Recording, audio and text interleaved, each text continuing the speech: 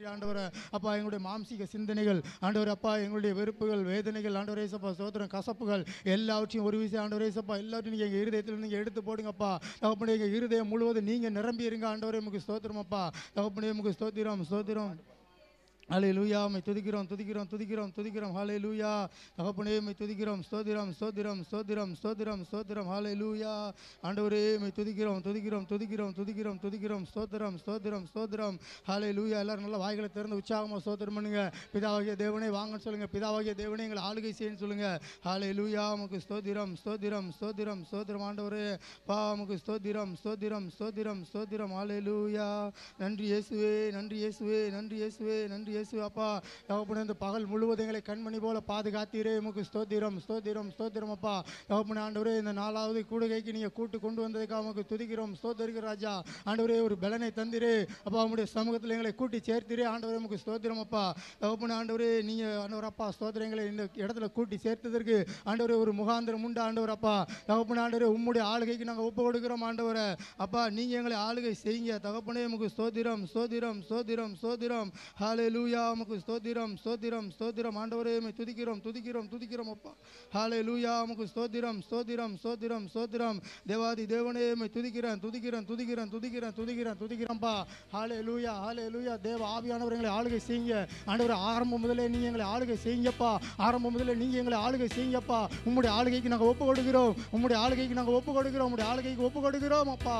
ஹல்லேலூயா உம்முடைய பரிசுத்த இரத்தத்தை எங்களை பரிசுத்தப்படுத்திட்ட ஆண்டவரே அப்பா. உம்முடைய பரிசுத்த இரத்தத்தை எங்களை பரிசுத்தப்படுத்திட்ட ஆண்டவரே அப்பா. உமக்கு ஸ்தோத்திரம் ஸ்தோத்திரம் ஸ்தோத்திரம் ஸ்தோத்திரம் அப்பா. தகப்பனே எங்களுடைய எண்ணங்கள் ஏக்கங்கள் எல்லாம் உண்மை பற்றியதாய் மாறுவதற்கு நீங்கள் உதவி செய்யுங்க ஆண்டவரே.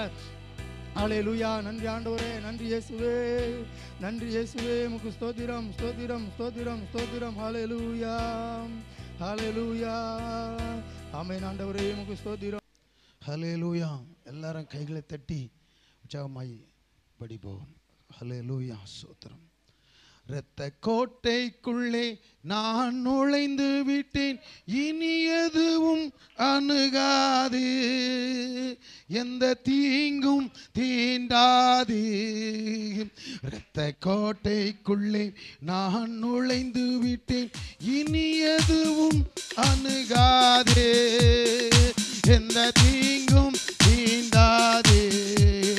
இரத்த கோட்டைக்குள்ளே நான் நுழைந்து விட்டேன், இனி எதுவும் அணுகாது, எந்த தீங்கும் தீண்டாது.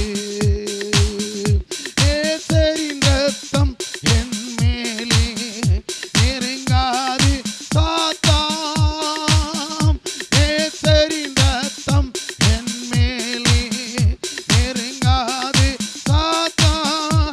பாசமாய் சிலுவை பலியானா பாவத்தை வென்று விட்டான், பாசமாய் சிலுவை பலியானா பாவத்தை வென்று விட்டான். ஆமென். இரத்த கோட்டைக்குள்ளே நான் நுழைந்து விட்டேன், இனி எதுவும் அணுகாது, எந்த தீங்கும் தீண்டாது. இரத்த கோட்டைக்குள்ளே நான் நுழைந்து விட்டேன், இனி எதுவும் அணுகாது, எந்த தீங்கும் தீண்டாது. தேவனை ஒளியும் மீட்புமானா யாருக்கு அஞ்சிடுவேன், தேவனை ஒளியும் மீட்புமானா யாருக்கு அஞ்சிடுவேன். அவரே என் வாழ்வில் பலனானா யாருக்கு பயப்படுவேன், அவரே என் வாழ்வில் பலனானா யாருக்கு பயப்படுவேன். இரத்த கோட்டைக்குள்ளே நான் நுழைந்து விட்டேன், இனி எதுவும் அணுகாது, எந்த தீங்கும் தீண்டாது. இரத்த கோட்டைக்குள்ளே நான் நுழைந்து விட்டேன், இனி எதுவும் அணுகாது, எந்த தீங்கும் தீண்டாது. தாய்தன் பிள்ளை மறந்தாலும் மறவாத என் நேசரே, தாய்தன் பிள்ளை மறந்தாலும் மறவாத என் நேசரே,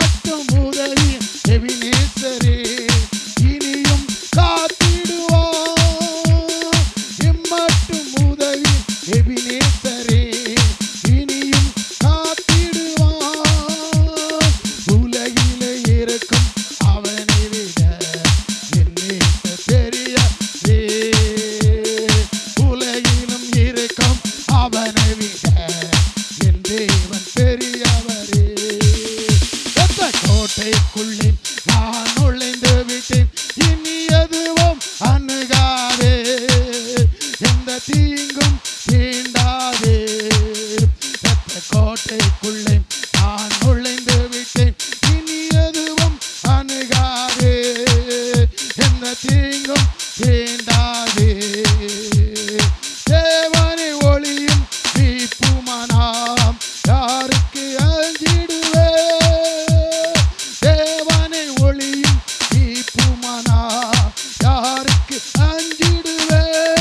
அவரே என் வாழ்வில் பலனானா யாருக்கு பயப்படுவே, அவரே என் வாழ்வில் பலனானா யாருக்கு பயப்படுவே. கோட்டைக்குள்ளே நான் நுழைந்து விட்டேன், இனி எதுவும் அணுகாதே, எந்த தீங்கும் தீண்டாதே. கோட்டைக்குள்ளே நான் நுழைந்து விட்டேன், இனி எதுவும் அணுகாதே. ஆமென். எந்த தீங்கோரி கபாபா கோட்டைக்குள்ளே எல்லாரும் வைத்து கையில தட்டி ஆமென் ஆமென் கையில தட்டி ஆமென் நிரம்பி தீங்கும் தீண்டாதே. கோட்டைக்குள்ளே நான் நுழைந்து விட்டேன், இனி எதுவும் அணுகாதே, எந்த தீங்கும் தீண்டாதே. அல்லேலூயா.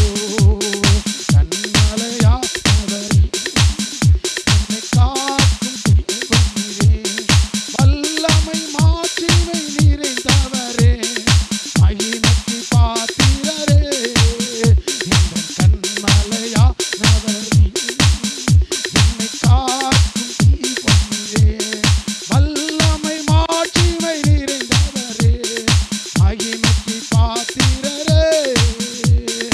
ஆராதனை உமக்கே, ஆராதனை உமக்கே, ஆராதனை உமக்கே. ஆமென். ஆராதனை உமக்கே, ஆராதனை உமக்கே, ஆராதனை உமக்கே, ஆராதனை உமக்கே, ஆராதனை உமக்கே. என் சிறகுகளில் கிருபை தந்தீரையோ, உன் சிறகுகளில் கிருபை தந்தீரையோ. இயேசு ராஜாவின் பலனானே, எதற்கும் பயமில்லையே. இயேசு ராஜாவின் பலனானே, எதற்கும் பயமில்லையே. இயேசு ராஜாவின் பலனானே, எதற்கும் பயமில்லையே. இயேசு ராஜாவின் பலனானே, எதற்கும் பயமில்லையே. ஆராதனை உமக்கே. ஆமென். ஆராதனை உமக்கே. அல்லேலூயா. ஆராதனை உமக்கே. ஆமென். ஆராதனை உமக்கே. ஆராதிக்க வந்தோம், அன்பு கூற வந்தோம். எல்லாம் எழுப்பினிப்போம், யெகோவா தேவனே, அப்படி எல்லாம் எழுப்பினி ஆண்டவர் ஆராதிப்போம். துதித்திட வந்தோம், தொழுதிட வந்தோம், தூயவர் இயேசுவையே ஆராதிக்க வந்தோம், அன்பு கூற வந்தோம், யெகோவா தேவனையே துதித்திட வந்தோம். தொழுதிட வந்தோம், உற்சாகமா தூயவர் இயேசுவையே, தூயவர் இயேசுவையே ஆராதிக்க வந்தோம். ஆமென். அன்பு கூற நல்ல இருதயத்திலிருந்து யெகோவா தேவனையே உங்க இருதயத்திலிருந்து பாட ஆரம்பிக்க பார்க்கலாம். தொழுதிட வந்தோம், துதித்திட வந்தோம், தூயவர் இயேசுவையே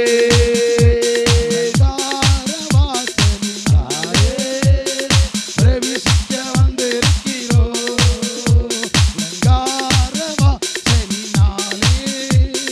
பிரவேசிக்க வந்திருக்கிறோம். ஆராதிக்க வந்தோம், அன்பு கூற வந்தோம், யெகோவா தேவனையே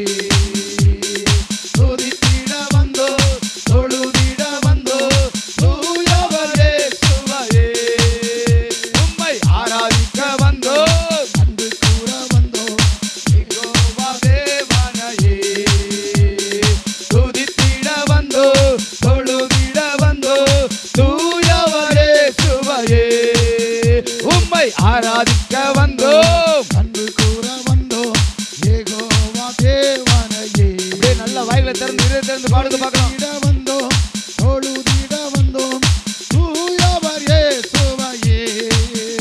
ஆமென். ஆராதிக்க வந்தோம் ஆமென். அன்பு கூற வந்தோம் ஆமென். யெகோவா தேவனையே. ஆமாப்பா. துதித்திட வந்தோம் தொழுதிட வந்தோம் தூயவர் இயேசுவையே. தேவனுக்கே மகிமை ஆமென். தெய்வத்துக்கே மகிமை தேவனுக்கே மகிமை, தெய்வத்துக்கே மகிமை. என்னை தேடி வந்து மீட்டவரே தினமும் உமக்கே மகிமை. என்னை தேடி வந்து மீட்டவரே தினமும் உமக்கே மகிமை. ஐயா வாழ்க வாழ்க. ஓம் நாமம் வாழ்க ஆமென். ஐயா வாழ்க வாழ்க உம் நாமம் வாழ்க. உன்னதத்தில் தேவனுக்கே மகிமை உண்டாகட்டும். உன்னதத்தில் தேவனுக்கே மகிமை உண்டாகட்டும். இந்த பூமியிலே சமாதானமும் பிரியமும் உண்டாகட்டும். இந்த பூமியிலே சமாதானமும் பிரியம் உண்டாகட்டும். ஐயா வாழ்க வாழ்க உம் நாமம் வாழ்க. ஐயா வாழ்க வாழ்க உம் நாமம் வாழ்க. தேடுகிற அனைவருமே மகிழ்ந்து களி கூறட்டும்.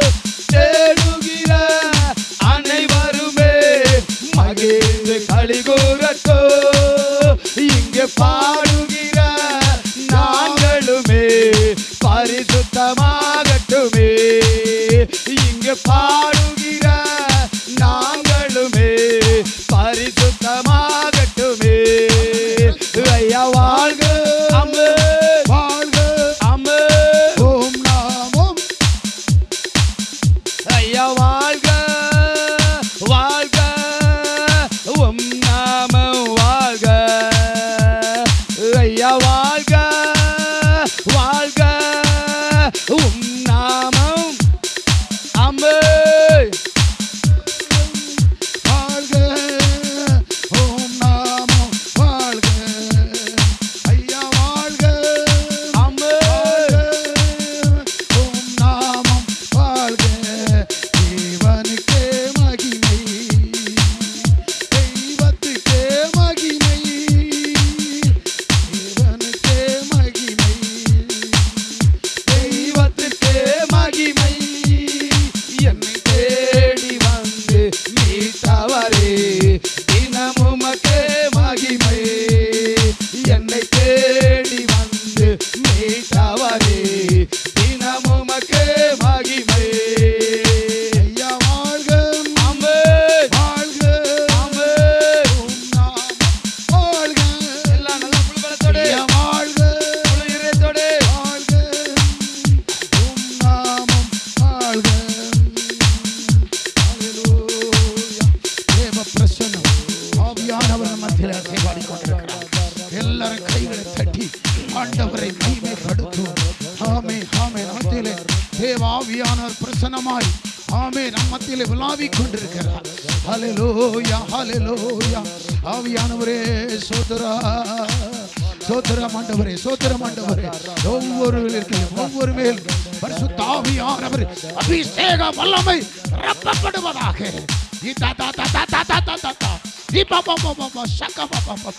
ஹல்லேலூயா ஹல்லேலூயா. ஆண்டவரே உம்முடைய பிரசன்னம். ஆண்டவரே உமக்கு ஸ்தோத்திரம் ஆண்டவரே. ஆண்டவரே உமக்கு ஸ்தோத்திரம் ஆண்டவரே. ஆவியானவரே உமக்கு ஸ்தோத்திரம் ஆண்டவரே. ஆமென். ஸ்தோத்திரம் ஸ்தோத்திரம் ஸ்தோத்திரம். ஆண்டவரே பரிசுத்த பரிசுத்த வல்லமுள்ள தேவனே மகத்துவம் உள்ளவரே பூமியின் பண்ணுகிறவரே, ஆளுகின் கர்த்தாவே உம்மை ஸ்தோத்திரிக்கிறோம் ஆண்டவரே. அக்கின் மத்தியிலே அக்கினி இறங்குவதாக, வல்லமையால் நிரப்பப்படும்படி ஜெபிக்கிறோம் ஆண்டவரே. ஆண்டவரே, இந்த உபவாச நாட்களில் தேவ வல்லமை, தேவ மகிமை ஆண்டவரே நாங்கள் பெற்றுக்கொள்ளத்தக்கதாக தேவ கிருபை, தேவ வல்லமை இறங்கட்டும் ஆண்டவரே. ஹல்லேலூயா, ஹல்லேலூயா. அக்கினி, அக்கினி, தேவ வல்லமை, தேவ வல்லமை, அபிஷேகத்தின் வல்லமை ஊற்றப்படுவதாக. ஓ, எங்களை ஆவி ஆத்மாவிலும் தேவ வல்லமையால் நிரப்பப்படுவதாக. எல்லா அந்நிய பாஷையில் பேசி கர்த்தரை ஆராதிப்போம் தேவ பிரசன்னத்திலே. ஆமென். சோர்ந்து போகாதீர்கள், கர்த்தரை ஆராதியுங்கள் முழு பலத்தோடும் முழு ஆவியோடும் வல்லமையோடும். ஆண்டவரை ஆராதிக்கப்பட வேண்டும், ஆண்டவரை துதிக்க வேண்டும் முழு பலத்தோடு, முழு பலத்தோடு. ஆமென். ஸ்தோத்திரம் ஆண்டவரே. முழு பலத்தோடு தேவனை ஆராதிக்க வேண்டும். ஆமென். ஆத்மா முழு பலத்தோடு ஆமென் அவரே நோக்கிக் கொண்டு அவருக்கு ஆமென் ஸ்தோத்திரம் ஆண்டு எப்போதும் காத்திருக்கிறது போல ஆண்டவருடைய பிரசன்ன மத்தியிலே ஆண்டவரே இடைப்படுவதற்காய் ஸ்தோத்திரம், இடைப்படுவதற்காய் ஸ்தோத்திரம், இடைப்படுவதற்காய் ஸ்தோத்திரம் ஆண்டவரே. ஆமென், ஆமென். நாம் ஒரு வாழ்க்கையில வெற்றி உள்ள வாழ்க்கையாக, இந்த கிராமங்களில் வெற்றி உள்ள வாழ்க்கையாக, ஆண்டவர் இந்த ஊரில் வெற்றி உள்ள வாழ்க்கையாக ஆண்டவர் நமக்கு தருவாராக. வல்லமை ஊற்றப்படுவதாக. நம்ம போகிற இடமெல்லாம் தேவ வல்லமை உண்டாகணும். சாத்தானுடைய கோட்டைகள் தடைகள் உடைக்கப்பட வேண்டும். ஹல்லேலூயா, ஹல்லேலூயா, ஹல்லேலூயா. உம்மை ஸ்தோத்திரிக்கிறோம் ஆண்டவரே. ஆமென், ஆமென், ஆமென் ஆண்டவரே. ஹல்லேலூயா, ஹல்லேலூயா. எங்கெல்லாம் உம்முடைய வசனத்தை குறித்து சொல்லுகிறோமோ, எங்கெல்லாம் உம்முடைய நாமத்தை குறித்து சொல்லுகிறோமோ, அந்த இடத்துல தேவ மகிமை உண்டாகணும், தேவ வல்லமை உண்டாகணும், சாத்தான் நடுங்கணும். ஹல்லேலூயா. ரக்கபாலவா. அதுதான் நமக்கு அபிஷேகத்தில் உபாசித்து ஜெபிக்க வந்திருக்கிறோம். இந்த வருஷத்திலே ஆண்டவரே சொத்து அடுத்த வருஷத்தில் தேவ வல்லமை நம்ம காணப்போகிறோம், தேவ மகிமை காணப்போகிறோம். ஹல்லேலூயா, ஹல்லேலூயா. ஆமென், ஆமென், ஆமென். ஆண்டவரே எங்களோடு பேசிக் கொண்டிருக்கிறபடி நான் ஸ்தோத்திரம் ஆண்டவரே. எங்களோடு நீ பேசிக் கொண்டிருக்கிறபடி நான் ஸ்தோத்திரம் ஆண்டவரே. ஆவியானவர் அசைவாடி கொண்டிருக்க காய் ஸ்தோத்திரம் ஆண்டவரே. ஆமென், ஆமென், ஆமென். ஹல்லேலூயா, ஹல்லேலூயா. நன்றி. ஹல்லேலூயா. ஆவியானவரே எல்லாம் ஆண்டவர் நோக்கி அப்படியே பாருங்க பார்க்கலாம்.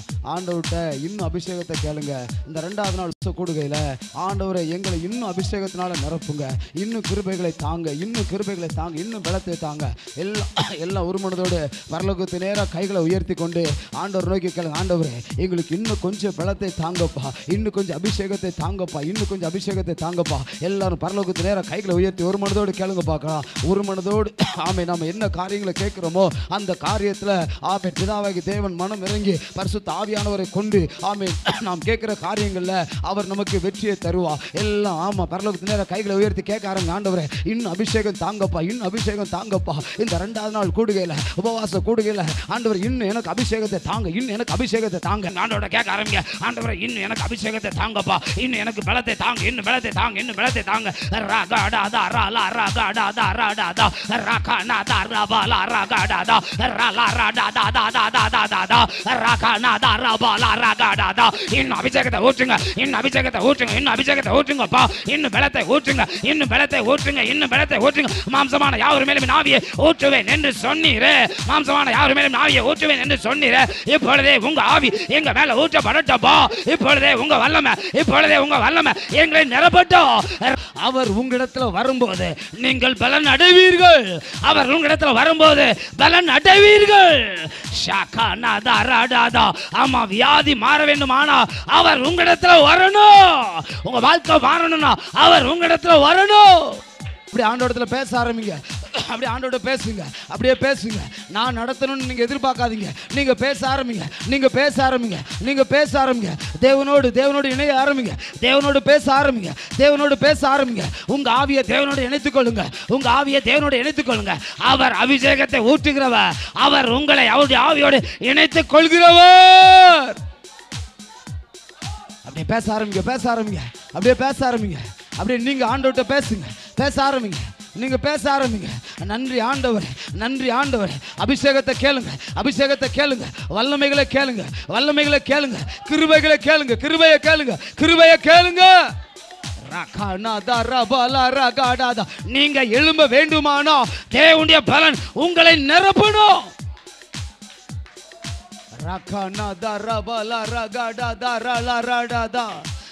ரகன தரபல ரகட தரட தத கன தரடதா ரபல ரகட தரட தரடதா.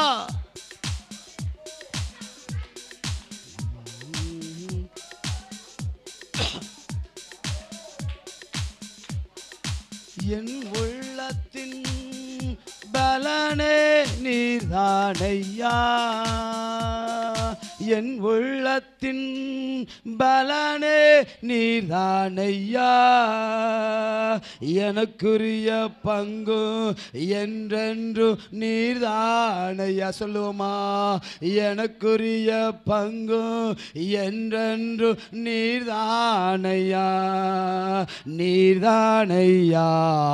என் வாஞ்சையெல்லாம் உம்மைத்தானே பற்றி கொண்டு நீர்தானையா. நல்லா உணர்ந்து பாடுங்க பார்க்கலாம். உம்மைத்தானே பற்றி கொண்டு விண்ணிலும் மண்ணிலும் உம்மை தவிர எனக்கு யாருண்டு, இந்த மண்ணுலகில் உம்மை என்று வேறு எனக்கு விண்ணிலும் மண்ணிலும் உம்மை தவிர எனக்கு யாருண்டு, இந்த மண்ணுலகில் உம்மை என்று வேறு விருப்பம் ஏது உண்டு. உம்மோடுதான் எப்போதும் நான் வாழ்கிறேன், உம்மோடுதான்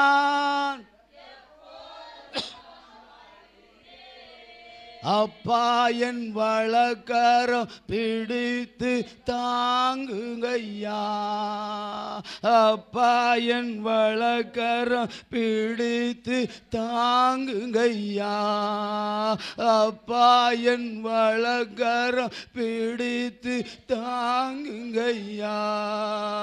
நன்றி ஐயா, நாள் முழுதும் நல்லவரே வல்லவரே. நன்றி ஐயா, நாள் முழுதும் நல்லவரே வல்லவரே. விண்ணிலும் மண்ணிலும் உம்மை தவிர எனக்கு யாருண்டு, இந்த மண்ணுலகில் உம்மை என்று வேறு விருப்பம் ஏது உண்டு. விண்ணிலும் மண்ணிலும் உம்மை தவிர எனக்கு யாருண்டு.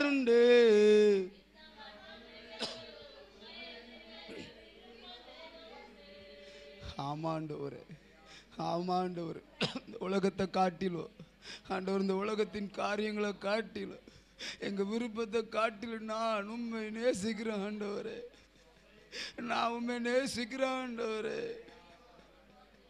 நீ சொன்னதை செய்வதற்கு தயாராயிருக்கம்பா, உங்க கூட நான் இருக்கேன் ஆண்டவரே. தரப்புல நிக்க ஆளை தண்ணீங்களா ஆண்டவரே, எங்களை அதில் இணைத்து கொள்ளும்படிக்கு அபிஷேகத்தை தாங்க ஆண்டவரே. தரப்புல நிற்கும்படிக்கு எங்களுக்கு கிருபைகளை தாங்க ஆண்டவரே. கேளுங்க ஆண்டோட கேளுங்க ஆண்டவரே, இன்னும் கொஞ்சம் எனக்கு கிருபை தாங்கய்யா, ஜெபிக்க கிருபையை தாங்கய்யா, ஜெபிக்க கிருபையை தாங்கய்யா, பரிசுத்தமா நடக்க எனக்கு கிருபையை தாங்கய்யா, கிருபையை தாங்கய்யா, கிருபையை தாங்கய்யா. தகப்பனே தகப்பனே தகப்பனே தகப்பனே, என் தலை தண்ணீராக மாறட்டையா, என் கண் கண்ணீராய் மாறட்டையா. எரேமியாவை போல ஏசாவை போல நாங்கள் அழுது புலம்பி திறப்புல நிக்க எங்களுக்கு கிருபைகளை தாங்கய்யா. எரேமியா புலம்பினாரே, தன் தேசத்தின் ஜனங்களை பார்த்து தேவனிடத்தில் புலம்பினாரே, எங்கள் கண்கள் கண்ணீராய் மாறட்டும், எங்கள் கண்கள் கண்ணீராய் மாறட்டும். உங்க கூட நான் வந்துருதாண்டவரே, உங்க கூட நான் இருந்துருந்தேன் ஆண்டவர். இன்னும் கொஞ்சம் கிருபையை தாங்க ஆண்டவரே, இன்னும் கொஞ்சம் கிருபையை தாங்க ஆண்டவரே, இன்னும் கொஞ்சம் கிருபையை தாங்க, இன்னும் கொஞ்சம் பலத்தை தாங்க, இன்னும் கொஞ்சம் பலத்தை தாங்கப்பா. இன்னும் சில காரியங்களை நான் மாற வேண்டியது இருக்கு ஆண்டவரே. உங்க பலத்தை எங்களுக்கு தாங்கப்பா, உங்க பலத்தை எனக்கு தாங்கப்பா. கொஞ்சம் மாற வேண்டியது இருக்குது ஆண்டவரே, கொஞ்சம் சரியா இருக்க வேண்டியது இருக்கு ஆண்டவரே, கொஞ்சம் எழும்ப வேண்டியது இருக்கு ஆண்டவரே. ஏசாயா நாவ நீங்க தொட்டீங்களா, ஆண்டவரே ஆண்டவரே வஸ்திரங்களை மாத்தினீங்களா ஆண்டவரே 3 வருடமாய் உங்க கூட வச்சு ஆண்டவரே கிருபையை கொடுத்தீங்களா பலத்தை கொடுத்தீங்களா ஊழியத்தை கற்று கொடுத்தீங்களா ஆண்டவரே எங்களுக்கு கொஞ்சம் பலத்தை தரும்படிக்கு கெஞ்சுகிறோம் ஐயா கொஞ்சம் பலத்தை தரும்படிக்கு கெஞ்சுகிறோம் ஐயா இன்னும் கொஞ்சம் பரிசுத்தத்தை தரும்படிக்கு கெஞ்சுகிறோம் ஐயா இன்னும் உங்க வழிகளில் நடக்க எங்கள் கால்களை செவ்வாய்ப்படுத்தும்படிக்கு கெஞ்சுகிறோம் ஐயா நீர் மனம் இறங்குங்கய்யா நீங்க மனம் இறங்குங்கய்யா மனம் இறங்குங்கய்யா மனம் இறங்குங்கய்யா 2வது நாள் உபவாச கூட்டத்தில் ஆண்டவர் மனம் இறங்கும்படிக்கு எங்களை தாழ்த்துகிறோம் இந்த கூட்டத்தில் யாவது பூரணமான ஒரு விடுதலையை தருவீர் என்று நாங்கள் எதிர்பார்க்கிறோம்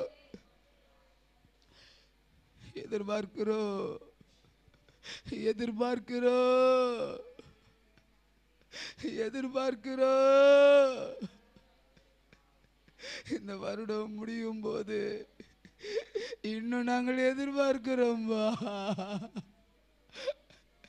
இன்னும் எதிர்பார்க்கிறோம் ஆண்டவரே இன்னும் எங்களுக்கு பலத்தை தரும்படிக்கு கேட்கிறோம்பா உலக காரியத்தை தாரீங்களோ தரலையோ தேவனுடைய ராஜ்யத்தை தேட எனக்கு பலனை தந்துருங்க ஆண்டவரே தந்துருங்க ஆண்டவரே தந்துருங்க ஆண்டவரே தந்துருங்க ஆண்டவரே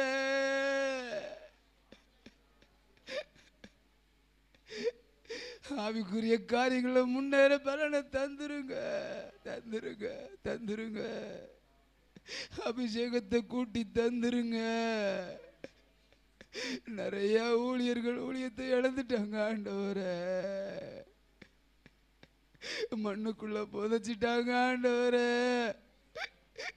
அதை நீங்க எனக்கு தருபடிக்கு பலத்தை கேட்கிறப்பா மறக்கப்பட்ட ஊழியத்தை செய்யும்படிக்கு கிருபையை கேட்கிறப்பா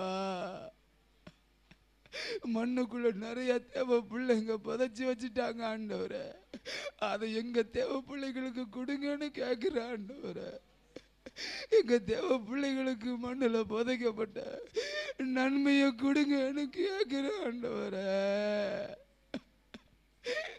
பரிசுத்தத்தை புதைச்சிட்டாங்கப்பா எங்க தேவ பிள்ளைகளுக்கு தாங்கன்னு கேட்கிறேன்பா சாட்சியை புதைச்சிட்டாங்க ஆண்டவரே எங்க பிள்ளைகளை சாட்சியா நிறுத்துங்கன்னு கேட்கிறேன்பா பரலோகத்துக்கு நேரா கைகளை உயர்த்தி கேட்கிறேன்பா மண்ணில் புதைக்கப்பட்டதை எங்களுக்கு நீங்க தரும்படிக்கு கெஞ்சுகிறோ இழந்து போனதை திரும்ப பெற்றுக்கொள்ளும்படிக்கு உபவாச நாளில உமது சமூகத்துல வந்து நிக்கிறோ எங்க சரீரத்தை ஒடுக்கி வந்து நிக்கிறையா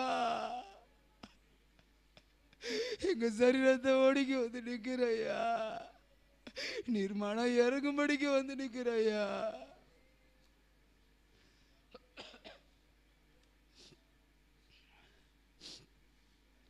மனம் இறங்கும்படிக்கு வந்திருக்கிறையா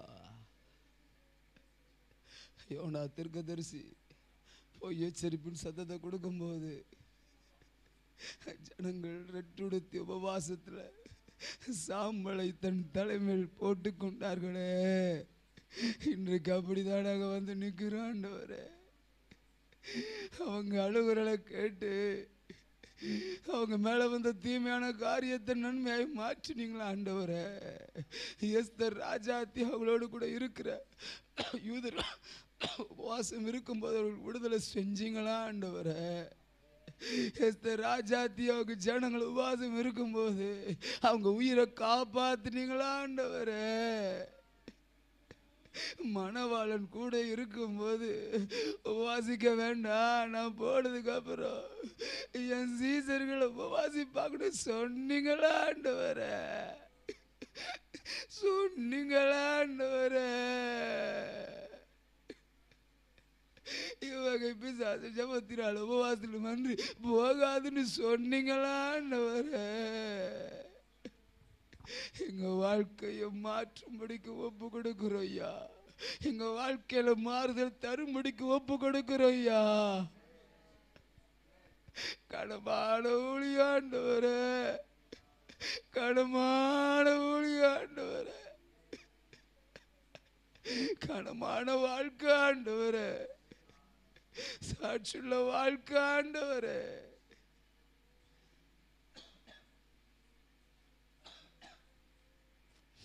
எங்களுக்கு இன்னும் கிருபைகளை தருவீராக, இன்னும் எங்களுக்கு கிருபைகளை தருவீராக, இன்னும் எங்களுக்கு பலத்தை தருவீராக, இன்னும் எங்களுக்கு உதவி செய்வீராக. எங்களை தாழ்த்தி ஒப்பு தருகிறோம், எங்களை தாழ்த்தி ஒப்பு தருகிறோம், எங்களை தாழ்த்தி ஒப்பு தருகிறோம். தகப்பனே உமக்கு நன்றி, தகப்பனே உமக்கு நன்றி, தகப்பனே உமக்கு நன்றி. அப்படியே பக்கத்தில் உங்கள் கைகளை கோர்த்து கொண்டு ஒரு 10 நிமிடங்கள் மட்டும் நம்ம ஜெபம் பண்ண போகிறோம். பக்கத்தில் உங்கள் கைகளை பிடிச்சிக்கோங்க. ரொம்ப கவனமாக உணர்வோடு இருக்கணும். பக்கத்தில் உங்கள் கையை பிடிச்சிக்கோங்க. ஜெபம் பண்ண போகிறோம். ஆண்டவரே, 2025 காலையில் பண்ண ஜெப குறிப்பு நம்ம திரும்ப ஒரு முறை பண்ணலாம். நம்ம பண்ணலாம். ஆண்டவரே, 2025 எங்களை ஆசீர்வதிங்கப்பா, எங்களை ஆசீர்வதிங்கப்பா. பக்கத்தில் கையை பிடிச்சி ஆண்டவர்கிட்ட கேளுங்க, ஆண்டவர்கிட்ட கேளுங்க. ஆண்டவர் 2025 எங்களை ஆசீர்வதிங்க, எங்களை ஆசீர்வதிங்க. இஸ்ரவேலை ஆசீர்வதிப்பதே அவருக்கு பிரியம். அவர் தீரு சீதோன் பட்டணங்களில் தமது பிள்ளைகளை சந்திக்க வந்தார், தமது பிள்ளைகளை சந்திக்க வந்தார், தமது பிள்ளைகளை சந்திக்க வந்தார். தீரு சீதோன் பட்டணத்தில் சோத்ரம் இஸ்ரவேல் ஜனங்களை தேடி வந்தார். அதே ஆண்டவர் இன்றைக்கு ஆசீர்வதிக்க போதுமானவர்.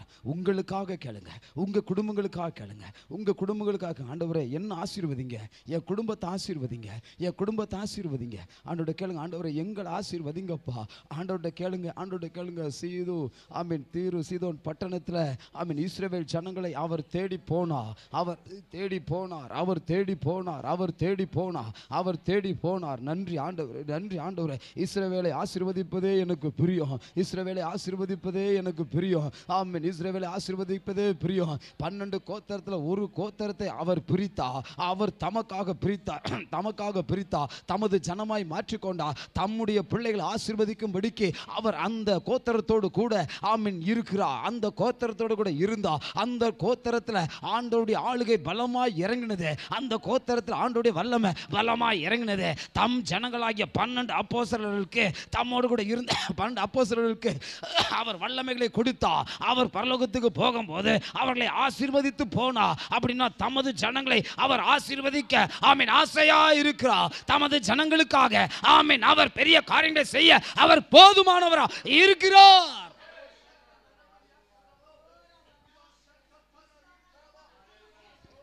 மகிமேன் தேவாலயம் உம்முடையது, மகிமேன் தேவாலயத்தின் ஜனங்களாகிய நாங்கள் உம்முடையவர்கள். உமக்கு நலமானவைகளை எங்களை ஆசீர்வதியோ, உமக்கு நலமானவைகளை எங்கள் மேல் ஆசீர்வாதத்தை வையோ. உமக்கு நலமான ஆசீர்வாதத்தை எங்கள் தலை மீது வையும், எங்கள் தலைமுறை மீது வையும், எங்களுடைய ஆலயத்தின் மீது வையும், எங்கள் தரிசனங்கள் மீது வையும். அவைகள் ஆவிக்குரியவைகளாய் வளர்ந்து பெருகட்டும், வரங்களாய் பெருகட்டும், பரிசுத்தமாய் பெருகட்டும், கீழ்ப்படிதலாய் பெருகட்டும், சத்தியத்தின் படி நடக்கிறதாய் பெருகட்டும். ஆவிக்குரிய ஆசீர்வாதங்களினால் எங்களை ஆசீர்வதியும். உலகத்தின் காரியங்களிலும் எங்களுக்கு தேவையான காரியங்களை தந்து எங்களை நிறைவாய் நடத்தும். எங்களை தாழ்த்தி ஒப்பு கொடுக்கிறோம். கூட இருங்க, நடத்துங்க, ஆசீர்வதிங்க, பெரிய காரியங்களை செய்யுங்க. இயேசுவின் நாமத்தில் ஜெபிக்கிறோம் பிதாவே, ஆமென், ஆமென், ஆமென். உட்கார்ந்துக்கிடுவோம், எல்லாம் உட்கார்ந்துக்கிடுவோம். பக்கத்தில் உங்கள் கைகளை பிடிச்சி சொல்லுங்களேன், ஆண்டவர் உங்களுக்கு உதவி செய்வார். ஆமாம், முகத்தை பார்த்து சொல்லுங்க, பக்கத்தில் இருக்க முகத்தை பார்த்து சொல்லுங்க, ஆண்டவர் உங்களுக்கு உதவி, ஆண்டவர் உங்களுக்கு உதவி. சரி, வந்தவர்கள் பாக்கியவான்கள். தேவனுடைய கிருபையும் பலத்தையும் நாம் பெற்றுக்கொள்வோம். ஆமாம், இப்பொழுதும் கூட நம்ம செய்திக்கு நேராக நம்ம போகலாம். ஸோ நம்ம மத்தியில் வந்திருக்கிற நம்ம ஐயாவை நான் அறிமுகப்படுத்திட்டு நேராக செய்திக்கு நேராக போகலாம். சரி, ஆமாம், பாஸ்டர் நிறைய பேர் நீங்கள் பார்த்துருக்க வாய்ப்பு இருக்குது. சரி, அகஸ்தியர்புரத்தில் எல்சடாய் மிஷன் இப்படிதானே ஃபஸ்ட்டு எல்சடாய் மிஷன் என்கிற ஆமாம் ஆலயத்தை அவங்க நடத்தி கொண்டு வராங்க. ஆமாம், அவங்க நல்ல ஒரு தேவ செய்தியை கொடுக்குறவங்க, நல்ல ஒரு தேவ மனுஷன். அதனால் அவங்க வந்தது ரொம்ப சந்தோஷம். யாவரும் கைகளை தட்டி அவங்களை வரவேற்போம். அவங்க தேவ செய்தியை கொடுப்பார்கள்.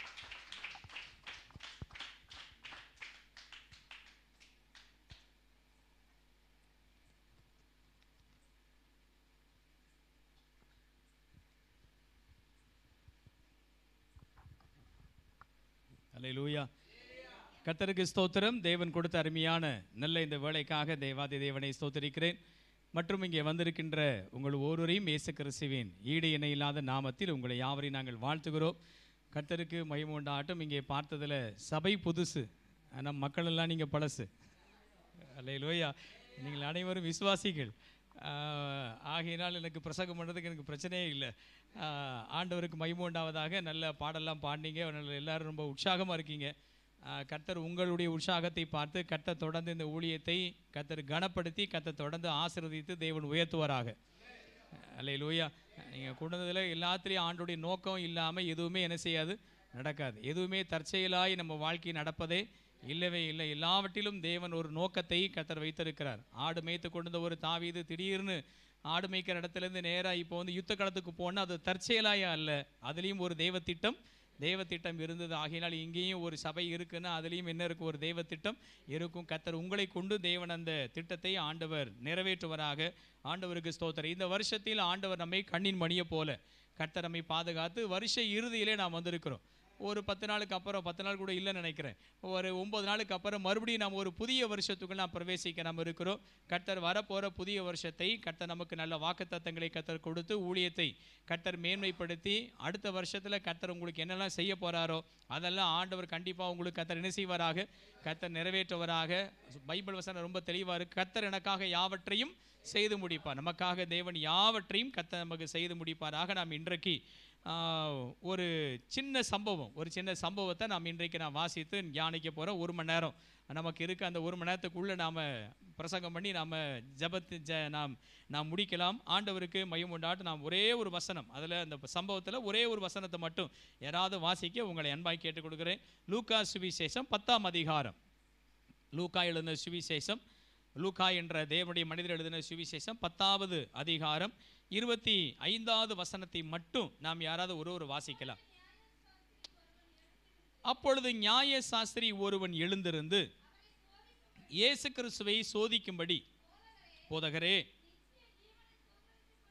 நித்திய ஜீவனை சுதந்தரித்துக் கொள்ளும்படிக்கு நான் என்ன செய்ய வேண்டும் என்று இயேசு கிறிஸ்துவிடத்தில் கேட்ட ஒரு கேள்வி. அதுக்கு பதிலானது கீழே வரைக்கும், அதாவது சொல்லப்போனால் 37ஆம் வசனம் வரைக்கும் அந்த விஷயங்கள் இருக்குது. அதை நீங்கள் வீட்டில் போய் வாசித்துக் கொள்ளுங்கள். இதை பற்றி நாம் நிறைய மெசேஜ் நம்ம கேட்டிருப்போம். இந்த பகுதியை நான் பல முறை நாம் என்ன செய்திருப்போம், நான் வாசித்திருப்போம். அதனால் அதில் இருக்கிற வசங்களெல்லாம் மறுபடியும் உங்களுக்கு வாசித்து நேரத்தை போக்க நான் விரும்பவில்லை. இயேசு கிறிஸ்து இங்கே ஒரு விஷயத்தை சொல்கிறார். இயேசு கிறிஸ்துவிடத்தில் ஒரு மனிதர் ஒரு கேள்வி ஒன்றை கேட்கிறார். என்ன கேள்வி கேட்கிறார்? கேள்வி கேட்கிறவர் யார் அப்படின்னு பார்த்தீங்கன்னா நியாய சாஸ்திரி. நியாய சாஸ்திரி யாரு அப்படின்னு பார்த்தீங்கன்னா கிரேக்க வேதாகமத்தில், அப்படி இல்லைன்னா நீங்கள் கையில் ஆங்கில வேதாகம் இருந்தால் அதில் நீங்கள் பார்த்தீங்கன்னா அவர் யார் என்றால் அவர் ஒரு வக்கீல். சொல்லப்போனால் ஆங்கிலத்தில் சொல்லப்போனால் ஒரு அட்வொகேட் அப்படின்னு வைத்துக்கொள்ள.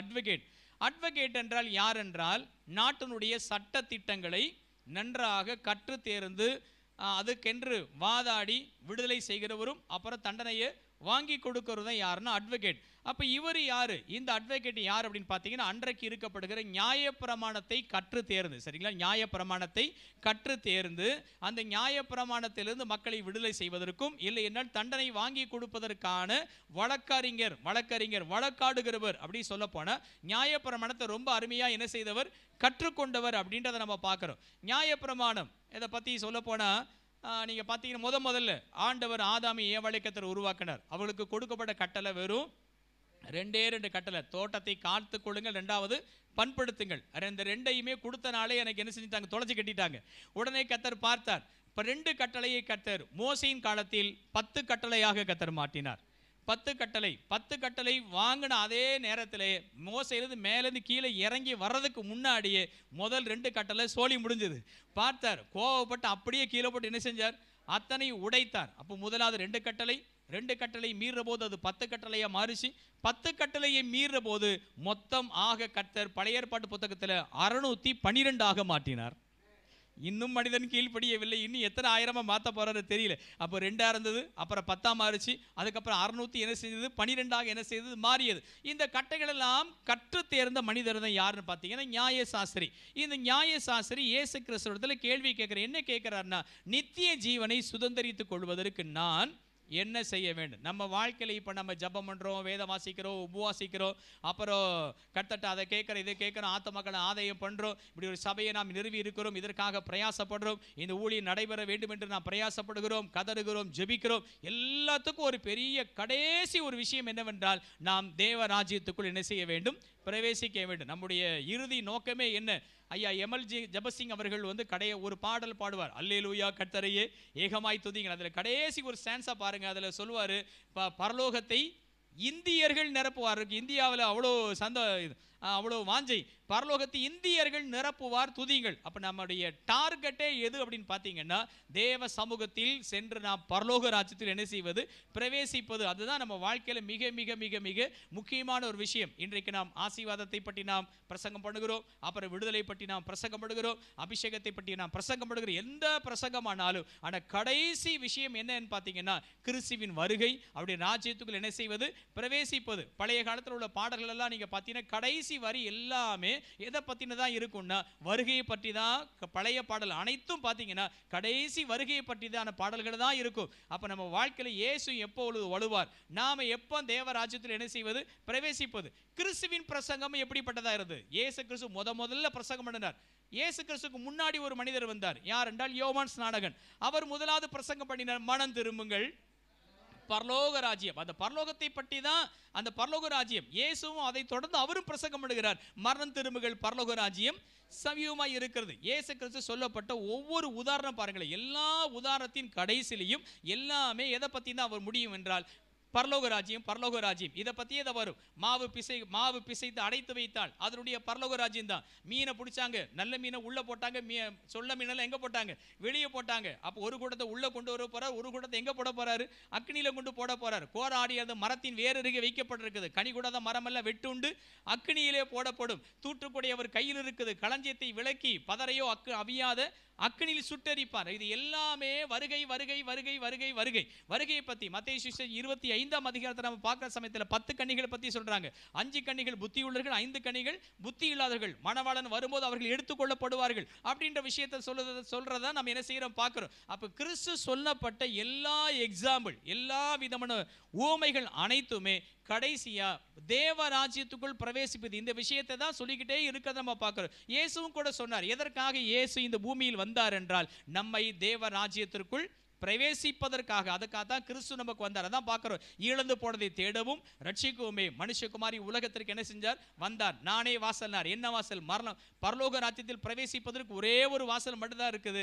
அந்த வாசல் யார் என்றால், நம்முடைய கர்த்தராய் இருக்கிற இயேசுவே வாசல். அதனால தான் இயேசு சொன்னார், நானே வாசல், என் வழியாய் பிரவேசிக்க ரட்சிக்கப்படுவான், அவன் உள்ளும் புறமும் சென்று மேய்ச்சலை கண்டடைவான். அப்போ கிறிஸ்துவினுடைய பிரசங்கத்தின் துவக்கமும் முடிவும் அனைத்துமே எதுனா, நாம எல்லாருமே எங்க போய் சேரணும்?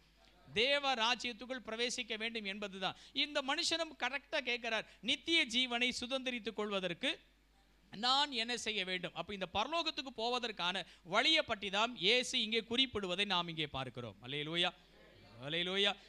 இப்போ பரலோக ராஜ்யத்துக்குள் பிரவேசிப்பது என்பது சாதாரணமானதா? இல்ல. அதை பத்தி பைபிள்ல நம்ம பார்க்கிறது இறுக்கமும் நெருக்கமானது. அதிகமானவர் பிரவேசிப்பதில்லை, சில பேர் மட்டும்தான் பிரவேசிக்கிறாங்கன்னு சொல்லி இயேசு அங்க குறிப்பிடுகிறார். அப்போ நம்ம எல்லாரும் பரலோக ராஜ்யத்துக்கு தான் நம்ம ஆயத்தமாகி கொண்டிருக்கிறோம். ஆனால் சில பேர் பிரவேசிக்கிறார்கள், பல பேர் பிரவேசிப்பதே இல்லை. எங்க பைபிள் காலேஜ் பிரின்சிபால் சூப்பரா ஒரு விஷயத்த சொல்லுவார். பரலோகத்துக்கு போன உடனே நமக்கு 2 ஷாக் இருக்குமா, அதிர்ச்சி, 2 அதிர்ச்சி இருக்குமா. என்னன்னா, ஒரு அதிர்ச்சி என்னவென்றால், யாரெல்லாம் நம்ம அங்க எதிர்பார்த்தோமோ அவங்க எல்லாம் அங்க இருக்கவே மாட்டாங்க. இவங்க வருவாங்க, அவங்க வருவாங்க, நம்ம எதிர்பார்த்தோம் பார்த்தீங்களா, அவங்களாம் அங்கே இருக்க மாட்டாங்களா. அடுத்தப்படி இன்னொரு ஷாக் என்னன்னா, இவங்கெல்லாம் வரவே மாட்டாங்கன்னு நினைப்போம் பார்த்தீங்களா, அவங்களாம் அங்கே இருப்பாங்களா. சரி, யார் இருக்காங்களோ இல்லையோ, ஆனால் நாம் என்ன செய்யணும்? நாம் அந்த ராஜ்யத்துக்குள்ள பிரவேசிக்க வேண்டும். அப்போ அவர் கேட்கிறார், பரலோகத்துக்குள்ள போவதுக்கு ஐயா நான் என்ன செய்ய வேண்டும் அப்படின்னு ஒரு கேள்வி கேட்ட போது, இயேசு கிறிஸ்து அவரிடத்தில் திரும்ப ஒரு கேள்வி கேட்கிறார். நீ நியாயப்பிரமாணத்தில் வாசித்திருக்கிறது என்ன அப்படி கேட்கும்போது அப்போ அதுக்கு பதில் சொல்லுகிறார். நீ உன் தேவனாகிய கட்டடத்தில் முழு இருதயம், முழு ஆத்துமா, முழு பலன், முழு சிந்தையோடு நீ என்ன செய்வாயாக அன்பு கூறுன்னு சொல்லிட்டு கீழே சொல்றார். உன்னிடத்தில் அன்பு கூறுவது போல நீ பிறரிடத்திலையும் அன்பு கூறுவாயாக. அப்போ தேவ ராஜ்யத்தில் நாம் பிரவேசிக்க வேண்டும் என்றால் ஞானசாரம் ஒரு பக்கம் இருக்கட்டும், அப்புறம் பாவ மன்னிப்பு ஒரு பக்கம் இருக்கட்டும், அந்நிய பாஷை ஒரு பக்கம் இருக்கட்டும், அப்புறம் அபிஷேகம் பெற்றுக்கொள்வது, இப்படி பல படிகள் நமக்கு இருக்குது இல்லையா? இந்த பல படிகளில் இயேசு குறிப்பாக சொல்லக்கூடிய பெரிய பிரதானமான 2 படிகளை பற்றி கிறிஸ்து குறிப்பிடுகிறார். ஒன்று என்னவென்றால் மனிதனிடத்தில் அன்பு கூறுவதும், இரண்டாவதாக தேவனிடத்தில் அன்பு கூறுவதும் பார்க்கிறோம். உன் தேவனாகிய கர்த்தரிடத்தில் முழு இருதயத்தோடு, முழு வார்த்தையோடு, முழு பலத்தோடு, முழு சிந்தையோடு நீ அன்பு கூர்ந்தால் தேவராஜ்யத்தில் பிரவேசிக்க முடியும். உன்னிடத்தில் அன்பு கூறுவது போல பிறரிடத்திலும் நீ அன்பு கூர்ந்தால் கண்டிப்பா தேவராஜ்யத்தில் பிரவேசிக்க முடியும் என்று இயேசு இங்கே சொல்லுகிற வசனத்தை நாம் இங்கே படிக்கிறோம். அப்போ முதலாவது கர்த்தருடைய ராஜ்யத்துக்குள் நாம் பிரவேசிக்க வேண்டும் என்றால் மனம் திரும்புங்கள், பரலோக ராஜ்யம் சைவமாய் இருக்கிறது. அந்த பரலோக ராஜ்யத்துக்குள் நாம் பிரவேசிக்க வேண்டும் என்றால் முதலாவது கர்த்தரிடத்தில் அன்பு கூற வேண்டும், இரண்டாவது மனிதனிடத்தில் என்ன செய்ய வேண்டும்? அன்பு கூற வேண்டும். அதனால தான் தேவன் அன்பாகவே இருக்கிறார். Praise the Lord. தேவன் அன்பாகவே என்ன செய்கிறார்? இங்கே இருக்கிறார். நம்முடைய ஆண்டவர் அன்பாய் இருக்கிறார். அவருடைய பிள்ளைகளாய் இருக்கிற நாமும் அன்பு கூற வேண்டும். மனிதனிடத்தில் அன்பு கூறுவது வேறு, தேவனிடத்தில் அன்பு கூறுவது வேறு. மனிதனிடத்தில் எப்படி அன்பு கூற வேண்டுமோ அப்படி அன்பு கூற வேண்டும். தேவனிடத்தில் எப்படி அன்பு கூற வேண்டுமோ அப்படி நாம் அன்பு கூறும்போது கர்த்தருடைய ராஜ்யத்தில் நாம் என்ன செய்கிறோம்? பிரவேசிக்கிறோம். தேவனிடத்தில் நாம் எப்படி அன்பு கூற வேண்டும் என்றால் அதே பிரமாணம் சொல்லுது. உன் தேவனாகிய கர்த்தரிடத்தில் முழு இருதயம், முழு ஆத்துமா, முழு பலன், முழு சிந்தையோடு அன்பு கூறுவாயாக. இப்போ நியாயப்பிரமாணத்தில் இங்கே நியாயப்பிரமாணம் என்ன சொல்லுதுன்னு இயேசு கேட்டார் இல்லையா? நியாயப்பிரமாணம் என்ன சொல்லுகிறது? நியாயப்பிரமாணம் என்பது 10 கற்பனைகள், அதுதானே நியாயப்பிரமாணம். அதைத்தானே இங்கே சொல்லியிருக்கணும். ஆனால் இவர் 2 காரியத்தை சொல்லுகிறார். நியாயப்பிரமாணம் 10 பிரமாணம் இருக்கு இல்லையா? 10 பிரமாணத்தை கர்த்தர் 2ஆக பிரிக்கிறார். நல்லா புரிந்து கொள்ளுங்கள். கர்த்தர் 2ஆக என்ன செய்கிறார்? பிரிக்கிறார். முதல்ல 4 ஒரு பாட்டு, அப்புறம் கீழே இருக்கிற 5, 6, 7, 8, 9, 10 ஒரு பாட்டு, 2 பாகமாக இருக்குது. 1 4 வரைக்கும் எப்படி என்றால் தேவனிடத்தில் அன்பு கூறுவது, கீழே இருப்பது மனிதனிடத்தில் அன்பு கூறுவது. அதை தான் இங்கே நம்ம முழு இருதயம், முழு வாத்தம் முதல் கற்பனை பற்றி நாம பார்க்குறோம். என்ன சொல்ற? என்னை அன்றி வேறு தேவன் உண்டாயிருக்க வேண்டாம். 2வது நம்ம பார்க்கிறோம் யாதொரு சுரூபத்தையும் எதையும் நமஸ்கரிக்க வேண்டாம். 2. 3வது நம்ம பார்க்கிறோம் அந்நிய உன் தேவனாகிய கர்த்தரை நீ ஓய்வு நாளை பரிசுத்தமாக என்ன செய்வாயாக? ஆசரிப்பாயாக. 4வது பற்றி நம்ம பார்க்கிறோம் கர்த்தருடைய நாமத்தை வீணிலே நீ வழங்காதிருப்பாய். இது என்னன்னா மனிதன் தேவனுக்கு செய்ய வேண்டிய கடமைகள். மனிதன் தேவனுக்கு செய்ய வேண்டிய கடமை. அடுத்ததை நம்ம பார்க்கிறோம் மனிதனுக்கு செய்ய வேண்டிய கடமை. உன் வாழ்நாள் நீடித்திருப்பதுக்கு உன் தாய் தகப்படை கனப்படும். இது மனுஷனுக்கு செய்ய வேண்டிய கடமை. அப்புறம் விபச்சாரம் செய்யாதிருப்பாயாக, களவு செய்யாதிருப்பாயாக, பொய் சொல்லாதிருப்பாயாக, அப்புறம் இச்சியாதிருப்பாயாக. இன்னும் ஒன்று இருக்குது. மொத்தம் 6 இருக்கு இல்லையா? அப்போ இந்த நியாயப்பிரமாணத்தை கர்த்தர் 2ஆக பிரிக்கிறார். 1 மனிதன் தேவனுக்கு செய்ய வேண்டிய கடமை, 2வது மனிதனுக்கு செய்ய வேண்டிய கடமை. இந்த கடமைகளை செய்தால் மட்டும்தான் நாம தேவராஜ்யத்துக்குள் பிரவேசிக்க முடியும். நான் சொல்றது புரிஞ்சுட்டா? அல்லேலூயா. அதற்கு முதல் கட்டளை, 2வது கட்டளை, 3வது கட்டளை, 4வது கட்டளை. 4 கட்டளையும் நாம் தேவனிடத்தில் அன்பு கூறுகிறோம் என்றால் அவரை தவிர வேற ஆராதிக்க கூடாது. நாம் அவரிடத்தில் அன்பு கூறுகிறோம் என்றால் எங்க வானத்துக்கு கீழே பூமிக்கு மேலே எந்த சொரூபத்தை உண்டாக்கி நமஸ்கரிக்க சேவிக்கவும் வேண்டாம் என்று பைபிள் சொல்லுது. 3வது கட்டளத்தில் அன்பு கூறுகிறோம் என்றால் கண்டிப்பா தெய்வ சமூகத்தில் தேவனை நம்ம என்ன செய்ய ஞாயிற்றுக்கிழமை தோறும் கர்த்தரை ஆராதிக்க வேண்டும். 4வதாக கர்த்தருடைய நாமத்தை வீணில் என்ன செய்யப்படாது? தூஷிப்பதற்கு எதுவாக இடம் கொடுக்க கூடாது. இதுதான் தேவனிடத்தில் நாம் அன்பு கூறுவது. கர்த்தரிடத்தில் அன்பு கூர்ந்த ஒரு மனுஷனை பற்றி தேவனிடத்தில் நாம் எப்படி அன்பு கூறுவது? இப்ப நாம் எல்லாரும் அன்பா தானே இருக்கோமா? நாம் தேவனிடத்தில் அன்பாய் இருக்கிறோம். ஆனால் ஒரு மனிதர் இருக்கிறார். அந்த மனிதனை பற்றி இன்னைக்கு நம்ம எக்ஸாம்பிளா ஒரு விஷயத்தை நம்ம பார்த்து அவர் எப்படி அன்பு கூர்ந்தார், இன்றைக்கு நாம் ஆண்டவரிடத்தில் அன்பு வச்சிருக்கிற அன்பு எப்படிப்பட்டது என்பதை பற்றி ஒரு மனிதனை பற்றி நாம் இன்றைக்கு வசனத்தில் நாம் தியானிக்க போறோம். வாசிக்கலாம். ஆதியாகம புத்தகம் 22ஆம் அதிகாரம். ஆதியாகமம் 22ஆம் அதிகாரம் 12வது வசனத்தை மட்டும் நாம் யாராவது ஒருவர் நான் வாசிக்கலாம். அப்பொழுது அவர்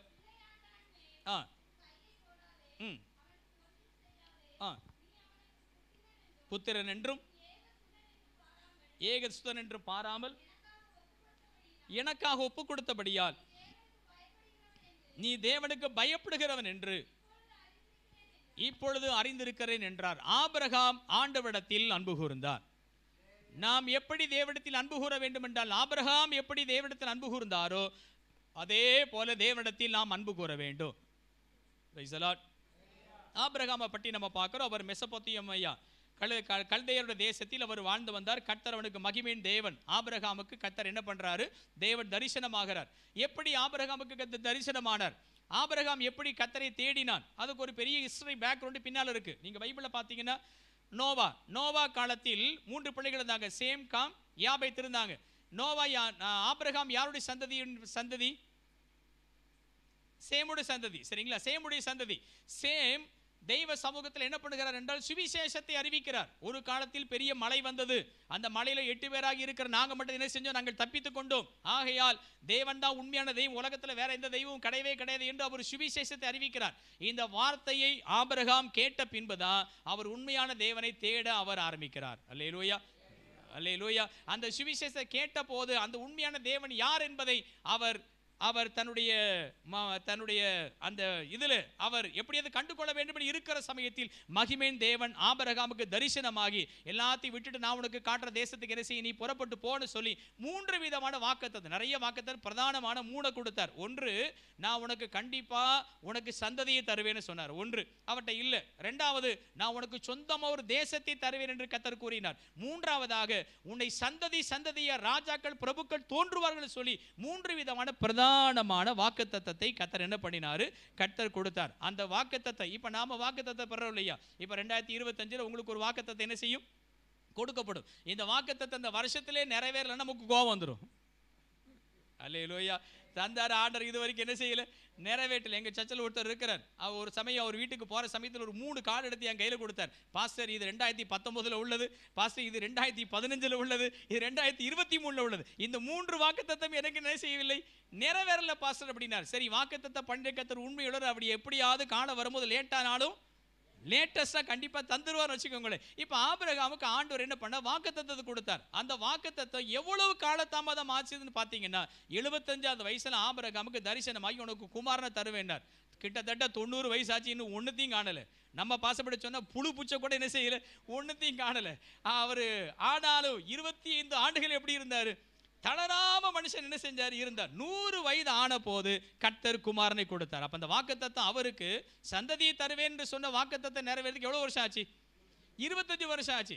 அப்புறம் தேசத்தையே நான் சொந்தமாக்கி தருவேன்னார் இல்லையா? தேசத்தையே சொந்தமாக்கி தருவேன்னாரு.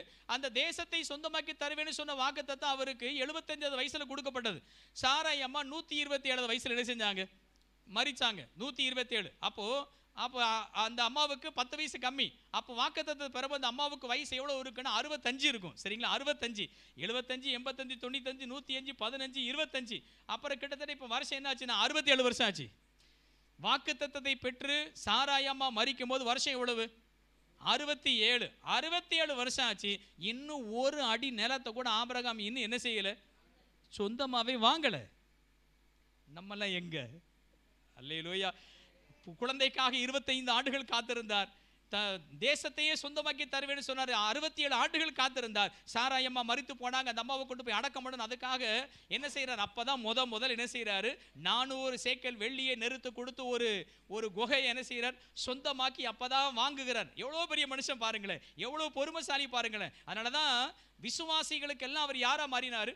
தகப்பனா மாறினார். அதான் ஏசாயாவின் புத்தகத்தில் கர்த்தர் சொல்லும்போது, உங்கள் தகப்பனாகி ஆபிரகாமையும் உங்கள் சாராளையும் உங்கள் தாயாகி சாராளையும் நோக்கி பாருங்கள். அவன் ஒருவனாய் இருக்கையில் அவனை அழைத்து அவனை ஆசீர்வதித்து அவனை பழுகி நான் பெருக பண்ணினேன் அப்படின்னு சொல்லி அந்த ஆபிரகாம் எல்லாருக்கும் முன்னாடி காரணம் என்னன்னா, கர்த்தர் அவ்வளவு பொறுமைசாலியா விசுவாசமா கர்த்தரிடத்தில் அன்பு கூர்ந்த ஒரு மனிதரை பற்றி நம்ம பார்க்கிறோம். அல்லேலூயா.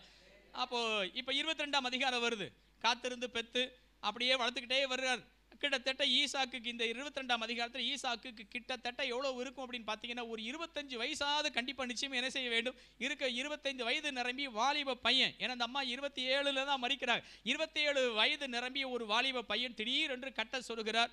கர்த்தர் ஆபிரகாமை நோக்கி உன் புத்திரனும் உன் ஏக சுதனும் உன் நேசகுமாரன் 3 விதமா சொல்றார். பாப்பா எவ்வளவு அன்பு அவர் மேல வச்சிருப்பாரு பாருங்களேன். சூப்பரா சொல்றார். உன் புத்திரன் ஒன்று, இரண்டாவது உன் ஏக சுதன். அவர் வெள்ளியும் பொண்ணுமுடைய சீமான இருந்த இடம் தாங்கக்கூடாத அளவுக்கு என்ன செஞ்சிருக்கிறார்? பெரிய ஆசீர்வாதத்தை வச்சிருக்காரு. அதனால சொல்றார் உன் ஏக சுதன். அப்புறம் 3ஆவது சொல்லுகிறார் உன்னுடைய நேசகுமார். இந்த வார்த்தை எது கொப்பனையா இருக்கு தெரியுமா?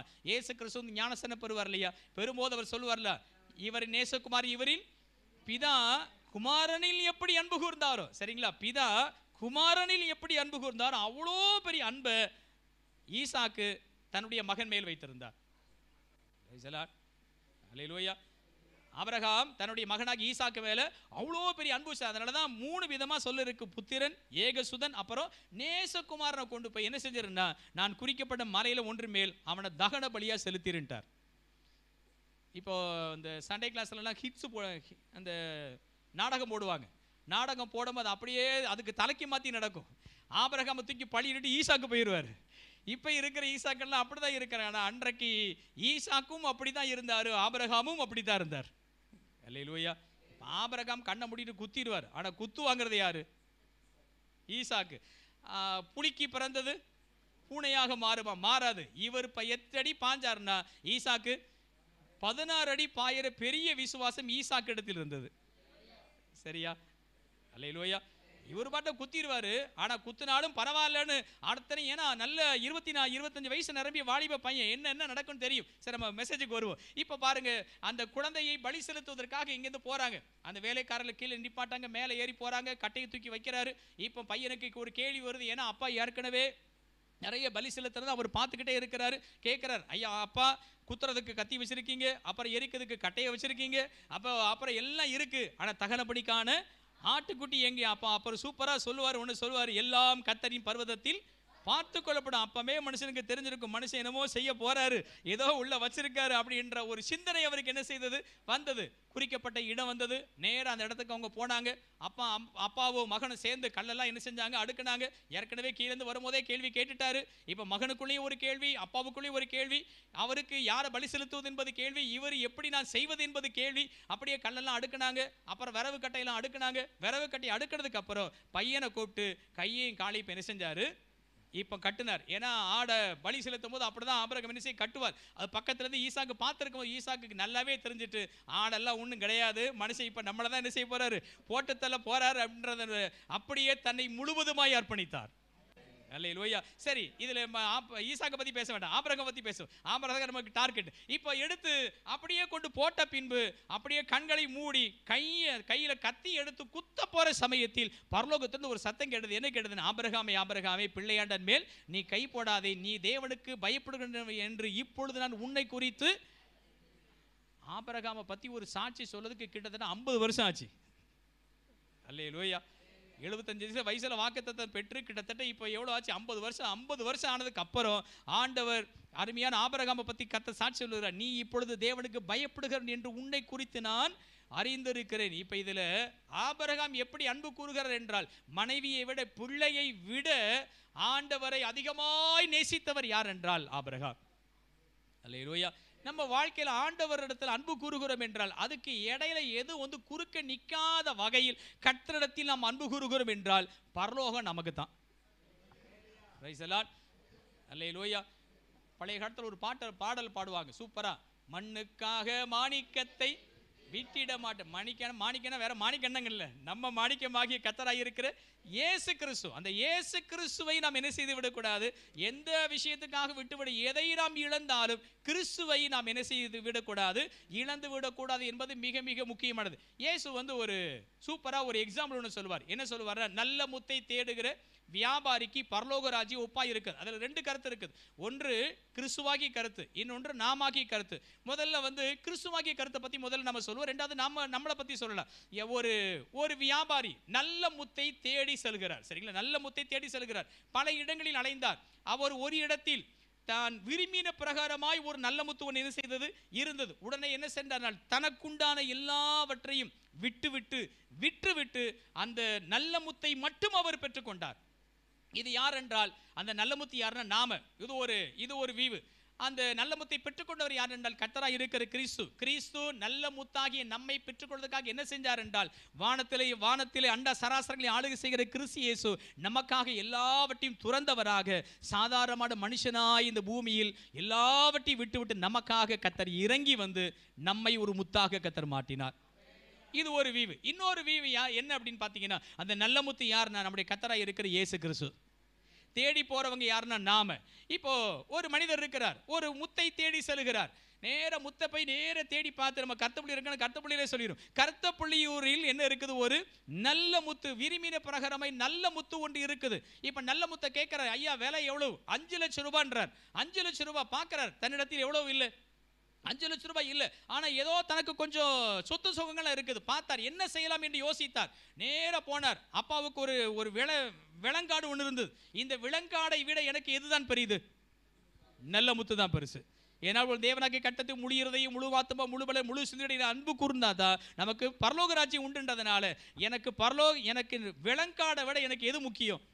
முத்து தான் முக்கியம்னு சொல்லி இந்த விலங்காடை விற்றார். அது 1 லட்சம் ரூபாய். இப்போ இன்னும் 4 லட்சம் ரூபாய் தேவை. அடுத்து பார்க்கிறார், ஒரு சின்ன ஒரு விவசாய நிலம் இருக்குது. அதில் தான் 2 பூ விளைய வச்சு சாப்பிடுவார். இந்த வயலை விட எனக்கு எது ரொம்ப முக்கியம்? நல்ல முத்து முக்கியம். உடனே வயலை விற்றார். அப்போ 1 லட்சம் ரூபாய் ஆச்சுது. அதுக்கப்புறம் திரும்ப பார்த்தார், தன்னுடைய அந்திய காலத்திற்காக பேங்க்ல ஒரு 1 லட்சம் ரூபாய் போட்டு வட்டி வாங்கி சாப்பிடுறதுக்காக சேர்த்து வச்சிருந்தார். இப்போ அந்த டெபாசிட்டை விட எனக்கு எது முக்கியம்? முத்து தான் முக்கியம். இப்போ அதை கொண்டு வந்துட்டார். இப்போ 3 லட்சம் ஆச்சு. அப்புறம் திரும்ப கடைசியா பார்க்கிறார், இன்னும் 2 லட்சம் ரூபாய் தேவை. என்ன செய்வது? கடைசியை யோசித்தார். வீட்டை பார்த்தார். என் வீடை விட எனக்கு எது முக்கியம்? நல்ல முத்து தான் முக்கியம். வீட்டை விலை பேசினார். 2 லட்சம் போச்சுது. இப்போ கையில மொத்தம் 5 லட்சம் ரூபாய் வந்தது. 5 லட்சம் ரூபாய் வந்த போது நேர போனார். அந்த 5 லட்சம் ரூபாயை கொடுத்து அந்த முத்தை இப்பொழுது வாங்கி கொண்டார். முத்து அவருக்கு சொந்தம். ஆனால் விலங்காடு போச்சு, வயலு போச்சு, டெபாசிட் போச்சு, இருக்கிற வீடும் போச்சு. ஆனா இப்ப எது கிடைச்சது? நல்ல முத்து. நல்ல முத்தாகி கிறிஸ்து நமக்கு வேண்டும் என்றால் எதையும் இழப்பதற்கு நாம எப்ப தயாராக இருக்கிறோமோ அப்பதான் நல்ல முத்தை நாம சொந்தமா மாற்ற முடியும். அதுதான் ஆபிரகாமுடைய பாலிசி. யாரு போனாலும் பரவாயில்ல, ஆனா எனக்கு யாரு தேவை? கர்த்தராய் இருக்கிற கிறிஸ்து தேவை என்று தான் வாழ்க்கையில கிறிஸ்துவுக்காக, தேவனுக்காக, அவருடைய அன்புக்காக, அவரை தனக்கு சொந்தமாய் மாற்றிக் கொள்வதற்காக, அவருக்கு கீழ்ப்படிவதற்காக தன் சொந்த குமாரன் என்றும் பாராமல் அவனையே பலியாக ஒப்படைப்பதற்கு துணிந்த ஒரு ஆபிரகாமை பார்த்து தான் கர்த்தர் சொன்னார், நீ இப்பொழுது தேவனுக்கு பயப்படுகிறேன் என்று உன்னை குறித்து நான் அறிந்திருக்கிறேன். அந்த ஆபிரகாம் தான் ஆண்டவரிடத்தில் முழு இருதயத்தோடு, முழு ஆத்துமோடு, முழு பலத்தோடு, முழு சிந்தையோடு அவர் அன்பு கூர்ந்தார் சொல்லி பார்க்கிறோம். அந்த ஆபிரகாமுக்கு தான் கர்த்தர் பரலோகத்தில் பெரிய ஒரு பதிலை கர்த்தர் வைத்திருக்கிறார். அல்லேலூயா. பரலோக ராஜ்யத்துக்கு, அதாவது அந்த பரதேசிக்கு இன்னொரு பேர் என்ன தெரியுமா? ஆபிரகாமுடைய மடி. அல்லேலூயா. இப்போ ஆபிரகாம் மடினா நீங்கள் நேராக போனால் ஆபிரகாம் மடியில் வச்சு அப்படி ஆட்டி இப்படி விட்டுருவார் அப்படி நினைச்சிடாதீங்க. அதுக்கு ஒரு மற்றொரு பெயர் என்னன்னா, யூதருடைய மற்றொரு பெயர் என்னவென்றால் அந்த பரதேசிக்கு ஒரு பெயர் ஆபிரகாமுடைய மடி. அந்த ஆபிரகாமுடைய மடி என்று சொல்லத்தக்கதாக பரதேசிக்கு இன்னொரு பெயரே கொடுத்ததுக்கான காரணம் என்னவென்றால், ஆபிரகாம மாதிரி தேவனிடத்தில் அன்பு கூர்ந்த மனிதர் யாருமே இல்லை. எதையும் இழப்பதற்கு தயாராக இருந்த அந்த பெரிய மனிதரை பற்றி நாம் பைபிளில் நாம் வாசிக்கிறோம். ஆகையினால் நாம் கர்த்தரிடத்தில் முழு இருதயத்தோடு, முழு மாத்தோடு, முழு பலத்தோடு, முழு சிந்தையோடு அன்பு கூர்ந்தா மட்டும்தான் நாம தேவ ராஜ்யத்தில் பிரவேசிக்க முடியும். அல்லேலூயா. இந்த உலகத்தில் இருக்கிற பொருளோ, உலகத்தில் இருக்கிற ஆசையோ, உலகத்தில் இருக்கிற அன்போ நமக்கு எதுவுமே தடையா நிற்கவே கூடவே கூடாது. நாம் முழு மனதோடு கர்த்தரை நாம் அன்பு கூறும் போது நிச்சயமாய் கர்த்தர் நமக்கு பெரிய ஆசீர்வாதத்தை, பரலோக வாழ்க்கையை கர்த்தர் நமக்கு தருகிற ஒன்று. இரண்டாவது நம்ம பார்க்கிறோம், உன்னிடத்தில் அன்பு கூறுவது போல நீ பிறரிடத்தில் என்ன செய்வாயாக? அன்பு கூறுவாயாக அப்படின்னு இயேசு கிறிஸ்து கூறுகிற வேத வசனத்தை நம்ம பாருங்க. அப்போ முதலாவது கர்த்தரிடத்தில் நாம் அன்பு கூற வேண்டும். இரண்டாவது நம்ம யார்கிட்ட அன்பு கூறணும்னா, மனிதர்களிடத்தில் கண்டிப்பாக நாம் நிச்சயமாய் அன்பு கூற வேண்டும். அல்லேலூயா, அல்லேலூயா. இயேசு இந்த பூமியில வந்தார், எல்லார்ட்டையும் எப்படி இருந்தார்? அன்பா இருந்தார். அன்புக்குனே ஒரு அதிகாரம் இருக்கு. அன்புக்குனே என்ன இருக்கு? ஒரு அதிகாரம். 1 கொரிந்தியர் 13ஆம் அதிகாரம் 16 சுபாவம், 16 சுபாவம். தன்னை புகழாது, தீங்கு நினையாது, அயோக்கியமானதை செய்யாது, தற்பொழிவை நாடாது, சினம் அடையாது அப்படின்னு அப்போஸ்தலன் பவுல் சொல்லிக்கிட்டே வர்றார். அதில் 3 விஷயத்தை சொல்றார். அதில் மிகவும் பிரதான, ரொம்ப பெருசு எது? அன்பு. அப்போ மனிதனிடத்தில் நாம் கண்டிப்பாக என்ன செய்ய வேண்டும்? அன்பு கூற வேண்டும். அல்லேலூயா. எந்த மனுஷனை பார்த்தாலும் சிரிச்சிருவோம். சிரிப்புன்ற ஒரு பெரிய வரப்பிரசாதமே இந்த உலகத்திற்கு எந்த ஜீவராசிகளும் கிடையாது. ஜீவராசியாக இருக்க நமக்கு மட்டும்தான் கர்த்தர் தந்திருக்கிறார். அல்லேலூயா. சிரிப்பது என்பது ஒரு பெரிய விஷயமே கிடையாது. 2 கன்னத்தை பின்னாலே இழுத்தாலே போதும், அப்படியே ஆட்டோமேட்டிக்காக நமக்கு என்ன வந்துடும் இல்லையா? 2 கன்னத்தை மட்டும் பின்னால் வெளியில் இப்படி இழுத்தா போதும், நமக்கு என்ன வந்துடும்? சிரிப்பு என்பது நமக்கு வந்து விடுகிறது. சரி, இதை உங்களுக்கு நான் சொல்கிறேன். சிரிப்பில் உண்மையான சிரிப்பு இருக்குது, ரெடிமேடு சிரிப்பு இருக்குது. உங்களை நிறைய பேர் உண்மையாகவும் சிரிப்பார்கள், உங்களை பார்த்து ரெடிமேடாகவும் சிரிப்பார்கள். ரெடிமேடாக சிரிக்கிறவர்கள் வந்துட்டானே என்ன செய்ய, அவனை பார்த்து சிரிக்கணுமே நினைச்சி அப்படின்றவாங்க. சரிங்களா, இது வந்து ரெடிமேடு சிரிப்பு. சரிங்களா, ஆனால் உண்மையான சிரிப்பு ஒன்று இருக்கு பாருங்களேன். அந்த உண்மையான சிரிப்பு எப்படின்னா, இப்போ அங்கே வர்றோம்னாலே அங்கேயே அந்த முகத்து அந்த வைப்ரேஷன் வந்துடும்.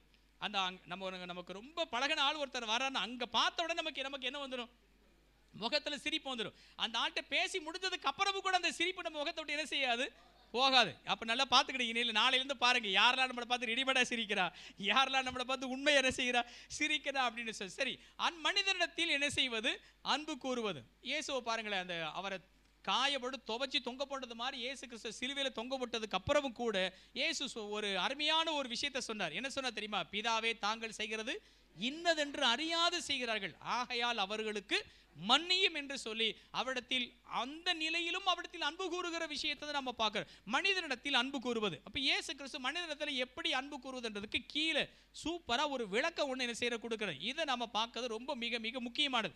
இதை நீங்கள் பிரசங்கத்தை நீங்கள் கேட்டிருப்பீங்க. அதை நான் தவறாக நான் என்ன செய்யலை, நான் சொல்லவில்லை. நிறைய பேர் சொல்லுவாங்க, ஒரு மனிதர் எருசலேமிலிருந்து எங்கே போனார், எரிகோவுக்கு போனார்.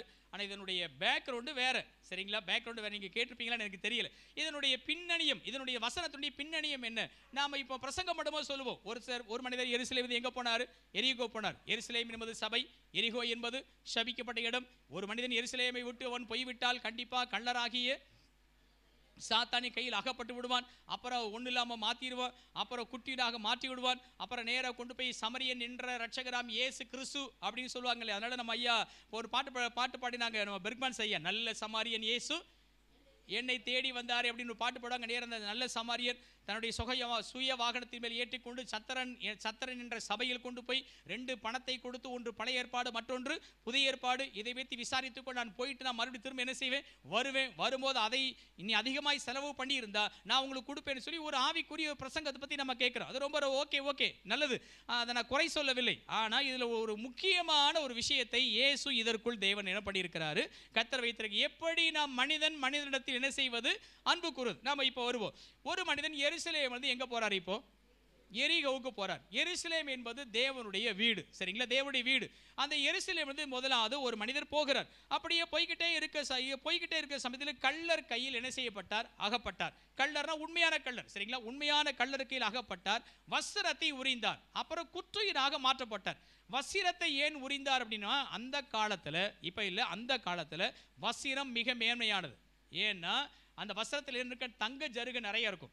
அப்புறம் திரும்ப வெள்ளி ஜருகு நிறைய இருக்கும். அப்புறம் நிறைய திரும்ப அந்த பொத்தான் இருக்குல்லையே, பட்டன் இருக்குல்லையே, இந்த பட்டன்ல இப்போ நாமெல்லாம் பிளாஸ்டிக் பட்டன் வச்சிருக்கோம். ஆனால் அன்றைய காலத்தில் எல்லாருமே வைடூரியம், தங்கம், மரகதம், மாணிக்கம், அப்புறம் இப்படி நிறைய 12 கற்கள் இருக்கு. வந்து கற்கள் எல்லாம் என்ன செஞ்சிருப்போம், வச்சிருப்போம். அதனால வஸ்திரம் என்பது ரொம்ப மிக மிக மிக மிக முக்கியமானது. அதனால தான் நம்ம பார்க்குறோம், யோசேப்பு போட்ட பலவர்ண அங்கி இருக்கு பார்த்தீங்கன்னா, அது ரொம்ப முக்கியத்துவம் வாய்ந்தது. அதை போட்ட உடனே அவங்களுக்குலாம் கோபமே அது வந்தது காரணமே என்னதுதான், அந்த அங்கி தான். அப்புறம் நம்ம பார்க்குற சிம்சோன் 30 மாற்று வஸ்திரங்கள், அந்த வஸ்திரத்தை தெரிவேன்னு சொன்னார். அந்த வஸ்திரத்தில் பிரச்சனை என்ன செஞ்சது வந்தது நம்ம பார்க்குறப்போ. வஸ்திரம் என்பது ரொம்ப முக்கியம். அதுனா அதில் நிறைய அதை கொண்டு போய் வித்துடலாம்.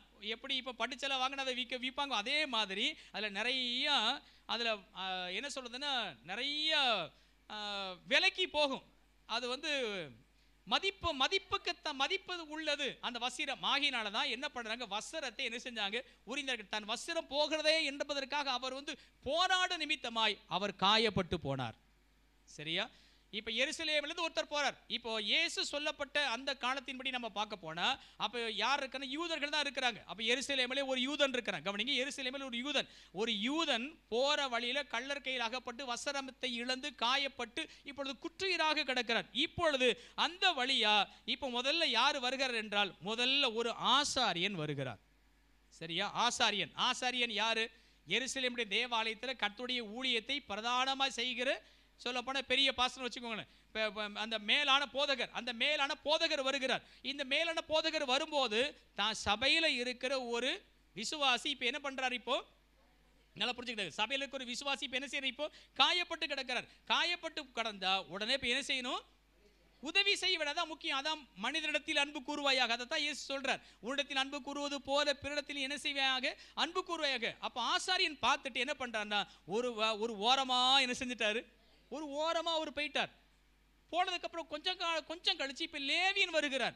ஆசாரியன் எங்க வேலை செய்வாருன்னா ஆசரிப்பு கூடறதுக்கு உள்ள வேலை செய்கிறவர். லேவியன் எங்க வேலை செய்வார்னா ஆசரிப்பு கூடறதுக்கு வெளியில உள்ள வேலை செய்கிற லேவியன். அப்ப அவர் யாரோ ஒரு அசிஸ்டன்ட். அவர் அப்ப அந்த அசிஸ்டன்ட் என்ன பண்ண, அவர் வருகிறார். அவர் பார்த்தா அவர் ஒரு பக்கமா என்ன செஞ்சிட்டார், இவர் விலகி போனாரு. இவர் என்ன செஞ்சார், பக்கமா போய் விட்டார். மூன்றாவது ஒருத்தர் வருகிறார். அவர் யாரு, சமாரியன் வருகிறார். அல்லேலூயா. இங்கே காணப்பட்ட எழுத்தின்படி காணப்பட்ட சமாரியன். சமாரியன் யாரு அப்படின்னு பார்த்தீங்கன்னா யூதர்களால் வெறுத்து ஒதுக்கப்பட்ட சமாரியன். புரிஞ்சுட்டீங்களா? யூதர்களால் வெறுத்து ஒதுக்கப்பட்ட சமாரியன். இயேசு பாருங்களேன், அந்த யோவான் சுவிசேஷம் 3ஆம் அதிகாரத்தில் அவர் வந்து கிணத்து பக்கத்தில் உட்கார்ந்து இருக்கிற சமயத்தில் ஒரு சமரிய பெண் வருகிறான். அப்போ இயேசு கேட்கிறார், ஏமா எனக்கு கொஞ்சம் என்ன செய்ய, நீ தண்ணி கொடு. அப்போ அந்தம்மா சொல்றாங்க, நீர் யூதனாய் இருக்க நீர் என்னிடத்தில் தண்ணி கேட்கலாமா? ஏன் சமரியர்களை யூதர்கள் வெறுத்தார்கள் என்றால் அவர்கள் விக்கிரக ஆராதனை செய்தபடியினால். சரிங்களா? விக்கிரக ஆராதனை செய்தபடியினால் சமரியர்களை வெறுத்தார்கள். ஒவ்வொரு யூதனும் காலையில எந்திரிச்ச உடனே 2 ஜபம் பண்ணுவான். சரிங்களா? 2 ஜபம் என்னவென்றால், ஆண்டவரே நான் ஒரு நாயாகவோ ஒரு பெண்ணாகவோ நான் பிறவாமல் இருந்ததுக்காக கர்த்தருக்கு ஸ்தோத்திரம் பாரா. ஏன்னா நாய்க்கும் பெண்ணுக்கு என்ன கிடையாது, யூத கலாச்சாரத்தின்படி அவங்களுக்கு மதிப்பு என்பது கிடையவே கிடையாது. அதனால தான் நம்ம பார்க்கிறோம், ஆபிரகாம் ஈசாக்கை பெற்றார். ஆபிரகாமை பெற்றாரு, சாராயாம பெற்றாங்க. ஆனா ஆபிரகாம் ஈசாக்கை பெற்றான். ஈசாக்கு யாக்கோபை பெற்றார். ஏன்னா எபிரேயருடைய பட்டியல் பெயர்ல யார் பேர் வராது, பெண்கள் பெயர் வராது. ஆனா ஆண்டவரை இயேசுக்கு ஏற்றுக்கொண்ட ரூத்தம்மா பெயர் வந்துச்சு. அப்புறம் திரும்ப எரிகோவில் இருந்த அந்த அம்மாவுடைய பெயர்லாம் வந்தது நம்ம பார்க்கிறோம். அப்போ பெண்களுக்கு எந்த மதிப்பு என்ன செய்யாது, கிடையவே கிடையாது. அப்போ சமரியர்களை அவர்கள் எப்படி பார்த்தாங்கன்னா நாய்க்கு சமமாக பார்த்தார்கள். ஆனா ஒரு லேவியின் உதவி செய்யல, ஒரு ஆசாரியின் உதவி செய்யல. இப்போ யூதர்கள் சமரியர்களை வெறுக்கிறார்கள். இதான் அதனுடைய விஷயம். இயேசு வந்து ஒரு சூப்பரா அப்போஸ்தலன் பவுல் சொல்வார். என்ன சொல்வார், பகையாகி நடிச்சவரை தேவன் தகர்த்து இரு தரத்தாரையும் தேவன் உண்டு. அதனுடைய அர்த்தம் என்ன, அந்த இரு தரத்தார் என்பது யார் என்றால் இந்த பக்கம் யூதன், இந்த பக்கம் சமரியன். கர்த்தர் அதை தகர்த்து இருவரையும் தேவன் உண்டாக்கினார். அதனாலதான் முதல்ல நம்ம பார்க்கிறோம், முதல் எழுப்புதலை எங்க வந்தது, அப்போஸ்தலர் புத்தகம் 8ஆம் அதிகாரத்தில் சமரியாவிலே கர்த்தர் பெரிய எழுப்புதலை கர்த்தர் கொடுத்தார். அல்லேலூயா, அல்லேலூயா. அப்போ நம்ம பாருங்க, அப்போ யூதர்கள் யாரை வெறுக்கிறாங்க, சமரியர்களை வெறுக்கிறார்கள். ஆனால் சமரியன் யூதர்களை நேசிக்கிறான். இதான் முக்கியம். யூதன் சமரியனை வெறுக்கிறான், ஆனால் சமரியன் யூதனை நேசிக்கிறான். அதைத்தான் இயேசு இங்க குறிப்பிட்ட வசனத்தை பார்க்கிற, உன்னிடத்தில் அன்பு கூறுவது போல நீ பிறரிடத்தில் என்ன செய்வாயாக அன்பு. அப்பந்தான் பரலோக ராஜ்யத்தில் நமக்கு இடம் உண்டு. அல்லேலூயா. காண்கிற சகோதரத்தில் அன்பு கூறாதவர்கள் காணாத தேவனிடத்தில் எப்படி அன்பு கூற முடியும்? தன் சகோதரனை பகைக்கிறவன் இருளிலே இருந்து இருளிலே நடந்து இருளுக்கே செல்கிறான்னு சொல்லி யோவான் சொல்லுகிறார் இல்லையா? அப்போ கண்டிப்பா நிச்சயமா மனிதனிடத்தில் அன்பு கூறுகிற தன்மை நமக்கு மிக மிக நமக்கு அவசியம். அப்போ பாருங்க, லேவியர் ஒரு பக்கம் போயிட்டார், அப்புறம் ஆசாரியர் ஒரு பக்கம் போயிட்டார். இப்போ சமரியன் இப்பொழுது வருகிறார். சமரியன் இப்பொழுது வருகிறார். பார்த்தா தன்னுடைய எதிரி, அத பரம எதிரி. எப்ப எதிரினா சாலமோன் காலத்திலிருந்தே வந்த எதிரி வச்சுக்கோங்களேன். சாலமோன் காலத்துல தானே சாலமோன் காலத்துக்கு அப்புறம் 2 பிரிஞ்சது பாத்தீங்களா? அப்பதான் சமரியா என்றும் எருசலேம் என்று 2 மாறிச்சு. அந்த காலத்துல கிட்டத்தட்ட சொல்ல போன ஒரு 1000 ஆண்டுகளுக்கு மேல இருக்கக்கூடிய பகை வச்சுக்கோங்களேன். அவ்வளவு பகை ஆனதுக்கு அப்புறமும் கூட தன் பகைவன் ஒருத்தர் அங்கே காயப்பட்டு போன கிடந்த சமயத்தில் சமரியா, அதாவது ஆசாரியன் உதவி செய்யல, லேவியின் உதவி செய்யல. யாரு காயப்பட்டு போனா என்ன, நாம உதவி செய்வோம் என்று பகையா இருந்த அந்த சமரியன் நேரா வந்து கிட்ட வந்து அவன் காயங்களை கழுவி அவனுக்கு குடிக்கிறது கொஞ்சம் திராட்சரசத்தை கொடுத்து அந்த காயத்தில் எண்ணெய் போட்டு தன்னுடைய வஸ்திரத்தை அவனுக்கு கொடுத்து தன் சுய வாகனத்தின் மேல் ஏற்றி கொண்டு நேர அக்கறையா கொண்டு போய் சேர்த்தார். அல்லேலூயா. இப்ப யூதனை பார்த்து இயேசு சொல்றார், யாரு நியாய சாஸ்திரி கேள்வி கேட்டார் பாத்தீங்களா, அவனை பார்த்து சொல்றார், யூதனே நீ சமரியனை வெறுக்கிறாய், ஆனா சமரியன் உன்னை நேசிக்கிறான். ஆகையால் நீ பரலோக ராஜ்யம் செல்ல வேண்டும் என்றால் உன்னை வெறுக்கன சமரியனை நீ நேசி என்று அவருக்கு சொல்லுகிற வசனத்தை நாம் இங்கே படிக்கிறோம். அதுக்காகத்தான் இயேசு இந்த வசனத்தை என்ன செஞ்சார், இந்த சம்பவத்தை, நல்ல சமாரியனுடைய சம்பவத்தை என்ன செஞ்சாரு சொன்னார். இயேசு சமரியர் அல்ல.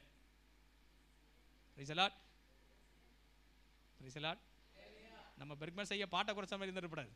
அது ஒரு காலத்தில் அப்படி படிச்சது, ரைட், ஓகே. ஆனா இயேசு சமரியர் அல்ல. யாரெல்லாம் நம்மளை வெறுக்கிறாங்க அவர்களெல்லாம் சமரியர்கள் தான். ஆனா நாம் நம்மை வெறுக்கின்றவர்களையும் நாம் என்ன செய்ய வேண்டும், நாம் நேசிக்கிறது நமக்கு மிக மிக நமக்கு அவசியம். அதுதான் உன்னிடத்தில் அன்பு கூறுவது போல் என்ன செய்வாயாக, பிறரிடத்தில் அன்பு கூறுவாயாக. அப்பொழுது கர்த்தர் நமக்கு பரலோக ராஜ்யத்தின் வாழ்வை இயேசு கர்த்தர் நமக்கு தேவன் தருகிறார். அல்லேலூயா. இயேசு வந்து சொல்லும்போது நிறைய விஷயத்தை சொல்லியிருக்காரு பாருங்களேன். உன் சத்துரு பசியாக இருந்தால் அவளுக்கு என்ன பண்ணு, ஆகாரம் கொடு. சத்துருக்களுக்காக என்ன செய்யுங்க, ஜெபம் பண்ணுங்க. ஒருத்தர் வந்து கேட்குறார், ஐயா என் சகோதரர் வந்து எனக்கு விரோதமாக நிறைய விஷயங்களை செய்கிறான், நான் ஒரு தடவை மன்னிப்பதா 7 தடவை மன்னிப்பதா? அப்போ அவர் சொல்ற, ஒரு தடவை கிடையாது 7 தடவைக்கு 7 70 தடவை, எத்தனை நாள் தடவை என்ன செய்ய நீ மன்னி என்று குறிப்பிட்ட வசனத்தை நம்ம பார்க்குறோம். பார்த்தீங்க, இதனுடைய சாராம்சமே என்னன்னு பார்த்தீங்கன்னா, நாம் பிறரிடத்தில் அன்பு கூறுவது. அல்லேலூயா. நாம் பிறரிடத்தில் என்ன செய்வது, அன்பு கூறுவது. நாம் தேவனிடத்திலும் அன்பு கூற வேண்டும், மனுஷனிடத்திலும் அன்பு கூற வேண்டும். அப்பொழுதுதான் கர்த்தர் நமக்கு பரலோக வாழ்வை கர்த்தர் நமக்கு தேவன் ஆயத்தமாக்கி தேவனாக்கி கர்த்தர் வைத்திருக்கிறார். அதைத்தான் இங்க பார்க்கிறார். நியாயப்பிரமாணத்தை வாசித்திருக்கிறது என்ன, உன் தேவனாக்கி கர்த்தரை முழு இருதயத்தோடும் முழு ஆத்துமாவோடும் முழு பலத்தோடும் முழு சிந்தையோடும் என்ன செய்வாயாக, அன்பு கூறுவாயாக. உன்னிடத்தில் அன்பு கூறுவது போல பிறரிடத்திலும் என்ன செய்வாயாக, அன்பு கூறுவாயாக என்ற அந்த வசனத்தை, கிறிஸ்து சொன்ன வசனத்தை நாம் இங்கே படிக்கிறோம். ஆகையால் இன்ன நாளிலேருந்து ஒரு நாம் தீர்மானம் நம்ம பண்ணுவோம், கர்த்தரிடத்தில் நாம் அன்பு கூறுவோம். அதே போன்று மனிதனிடத்திலும் என்ன செய்வோமாக, நாம் அன்பு கூறுவோமாக. அல்லேலூயா. இப்போ நம்ம இந்தியாவுக்கு நிறைய மிஷனரிமார்கள் வந்தாங்க பாருங்களேன். நிறைய மிஷனரிமார்கள் நமக்கு மிஷனரிமார்களுடைய அந்த ஹிஸ்ட்ரி நமக்கு கண்டிப்பாக நிச்சயம் என்ன செஞ்சிருக்கணும், கண்டிப்பாக நமக்கு தெரிந்திருக்க வேண்டும். வெள்ளைக்காரன் வந்து நமக்கு எதையுமே என்ன செய்யலை, நமக்கு தரல. இந்தியாவை அடிமைப்படுத்தினானே தவிர, ஆனால் எத்தனையோ மிஷனரிமார்கள் இங்கே என்ன செஞ்சாங்க, வந்தாங்க. அவங்க போட்ட வித்துல தான் இன்னைக்கு நாம நிற்கிறோம். அது யாராலையும் மறுக்கவே முடியவே முடியாது. நீங்க பார்த்தீங்கன்னா எத்தனையோ பேர் இந்த உலகத்தில் இங்க வந்து ஜீவனை விட்டுருக்கதை நம்ம நிறைய நம்ம பார்க்குறோம். அவர்களால் எப்படி மனிதர்கள் அன்பு கூர்ந்தாங்கன்னு பார்த்தீங்கன்னா, இந்த இந்தியா ஒரு காலத்தில் இப்போ தான் நம்ம பேண்ட் சூட்டெல்லாம் போட்டு உட்காந்துருக்கோம். ஒரு காலத்தில் பார்த்தீங்கன்னா ஒரு மாதிரியான நிலையில தான் இந்தியா இருந்தது. அவன் வெள்ளைக்காரன் வந்து ரொம்ப டீசெண்டாக ரொம்ப சூப்பராக கோட்டு சூட்டெல்லாம் போட்டு இருந்தான். ஆனால் இங்கே வந்து பார்த்தா பூரா மூக்கு வடிச்சிட்டு சரியாக குளிக்காமல் வைக்காமல் புழுதியில் கிடந்து பரண்டு உருண்டு எப்படி எல்லாம் இருந்தாங்க. ஆனால் அவர்களோடு கூட உட்கார்ந்து அவர்களை போலவே மாறி சுவிசேஷத்தை சொன்னார்கள். ஒரு காலத்தில் முன்னால சொல்லுவாங்க, பைபிள் சொல்லி தருவாங்க, சோப்பு சீப்பு சால்வேஷன் பாங்க. சோப்பு சீப் அப்படின்னா முதல்ல சோப்பை கொடுத்து அப்புறம் தலையை வர்றதுக்கு சீப்பை கொடுத்து அப்புறம் ஆகி ரட்சிப்பை என்ன செஞ்சாங்களா, கொடுத்தாங்க. ஏன்னா அவங்க நிலைமைக்கு இறங்கி போய் என்ன செஞ்சிருக்காங்க, கொடுத்துருக்காங்க. ராக்லண்ட் அப்படின்னு ஒருத்தர் இருப்பார், கோயில்பட்டி கேள்விப்பட்டிருப்பீங்க. ராக்லண்ட் ஊழியன் ஒரு ஊழியம். அவர் பார்த்தீங்கன்னா அவருக்கு சொந்தமானதுன்றது எதுவுமே இல்லை. கடைசியாக சொந்தமானது ஒரே ஒரு தொப்பி மட்டும் தாங்க இருந்துச்சு. அந்த தொப்பியில தான் வாங்கி சாப்பிட்டு ஊழியம் செய்த பெரிய மனிதர். அல்லேலூயா. ஆனால் எதுக்கு சொல்ல வரேன்னா, தியாகம் என்கின்ற ஒன்று, கிறிஸ்து ஒரு பெரிய தியாக சம்மலா இருந்தது போல இன்றைக்கு நாம நம்ம வாழ்க்கையில மனிதனத்தில் அன்பு கூற வேண்டும் என்றால் நமக்கு தியாகம் இல்லாமல் அன்பு கூறவே முடியாது. பவுல் வந்து சொன்னாரு, கூடுமானால் எல்லாரோடும், சில ஆட்கள் சமாதானமாக இருக்கவே முடியாது. சமாதானம் போனனாலே சண்டைக்கு வந்துடுவாங்கன்னு வச்சுக்கோங்களேன். சமாதானமாக இருக்கவே முடியாது. ஆனாலும் நாம் மற்றத்தில் என்ன செய்வது, அன்பு கூறுவது. அல்லேலூயா. மனித மனம் ஒரு குரங்கு. மனிதர்கள் ஒரே நிலையில் நம்ம எப்பவும் இருக்கவே மாட்டோம்.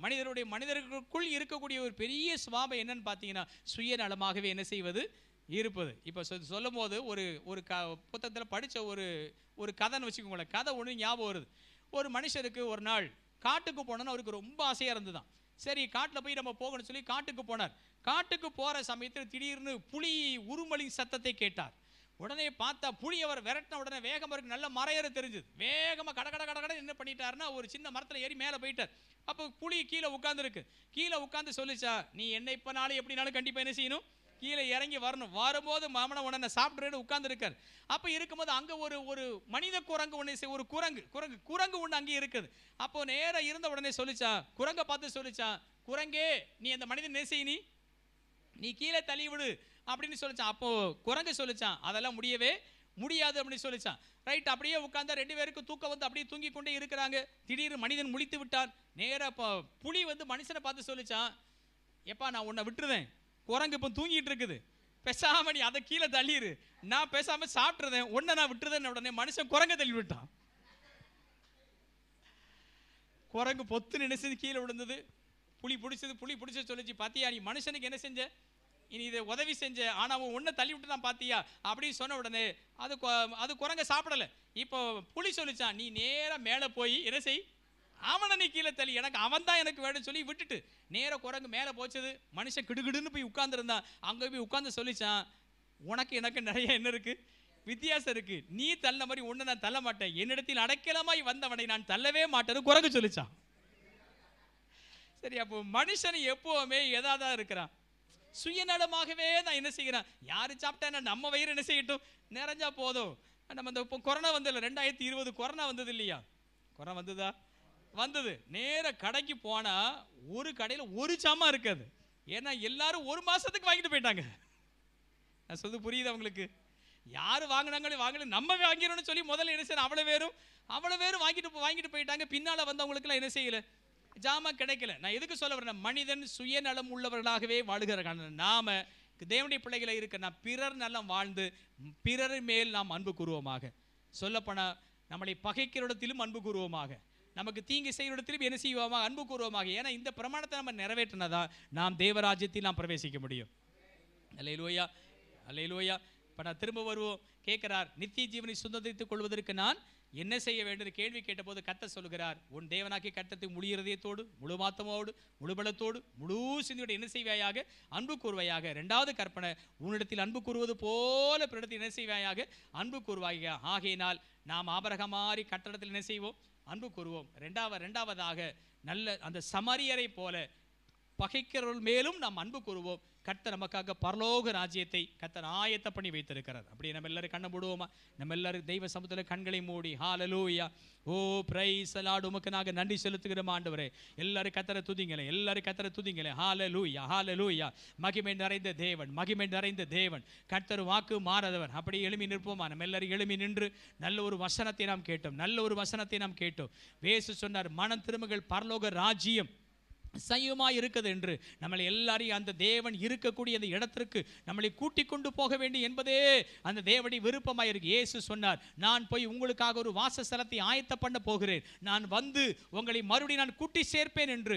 இயேசு கிறிஸ்து இந்த பூமிக்கு சீக்கிரமாய் வரப்போகிறார். இயேசு கிறிஸ்து இந்த பூமிக்கு சீக்கிரமாய் வரப்போகிறார். அது வருகைக்கு கர்த்தர் நம்மை ஆயத்தப்படுத்தும்படியாய் இங்கே நாம் பிரயாசப்பட்டு கொண்டிருக்கிறோம். அதிகமாய் நாம் ஜெபிக்கிறோம், அதிகமாய் வேத வாசிக்கிறோம், கர்த்தருக்காக வாழ்வதற்காக போராடி கொண்டிருக்கிறோம். அவருக்காக எத்தனை தீமைகளை அனுபவிக்கிறோம், துன்பங்களை அனுபவிக்கிறோம், எத்தனை நிந்தைகளை அவமானங்களை நாம் இன்றைக்கு நாம் சகித்துக் கொண்டிருக்கிறோம். எதற்காக வென்றால் அந்த தேவ ராஜ்யத்துக்குள்ளே எப்படியாயினும் பிரவேசிக்க வேண்டும் என்பதற்காகவே இன்றைக்கு நாம் பிரயாசப்பட்டு கொண்டிருக்கிறோம். நிச்சயமாகவே நாம் கைவிடப்பட்டவர்கள் அல்ல. தேவ ராஜ்யத்தில் பிரவேசிக்கக்கூடிய பிள்ளைகளாய் கர்த்தர் இன்றைக்கு நம்மை தேவன் மாற்றும்படியாக 5 புத்தியுள்ள கன்னிகள் அவர்கள் அதற்குள் பிரவேசித்தார்கள். புத்தியினார்களோ அவர்கள் கைவிடப்பட்டு போனார்கள் சொல்லி பார்க்கிறோம். நம்மை மீட்கும்படியாக மத்திய ஆகாயத்துல பிரதானருடைய சத்தத்தோடு தேவ எக்காலத்தோடு இயேசு ஹல்லேலூயா இறங்கி வரப்போகிறார். நாம் மகிமை மேல் மகிமை அடைந்து மறுரூபமாகி அந்த ராஜ்யத்தில் பிரவேசிக்கிற அந்த பாக்கியத்தை நாம் ஒருவரும் இழந்து போகாதபடி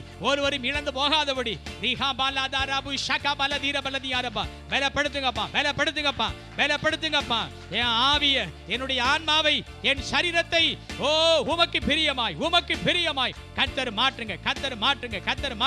என் சிந்தை முழுவதும் கர்த்தருக்கு பிரியமாய் இருப்பதாக, என் செயல்பாடு முழுவதும் கர்த்தருக்கு பிரியமாய் இருப்பதாக, என் இருதயத்தின் யோசனைகள் முழுவதும் கர்த்தருக்கு பிரியமாய் இருப்பதாக சொல்லி 2 கையை நல்லா சத்தமா தட்டி ஆவில நிரம்பி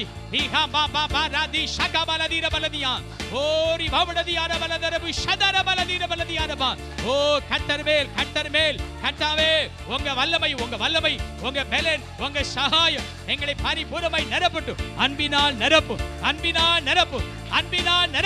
எங்க இருதயம் முழுதும் அன்பினால் நிரப்பட்டும். எங்க சிந்தை முழுவதும் அன்பினால் நிரப்புவதாக. தேவன் அன்பாகவே இருக்கிறார். அவருடைய பிள்ளைகளாய் இருக்கிற நாமும் அன்பினால் நிரப்பப்படுவோமாக.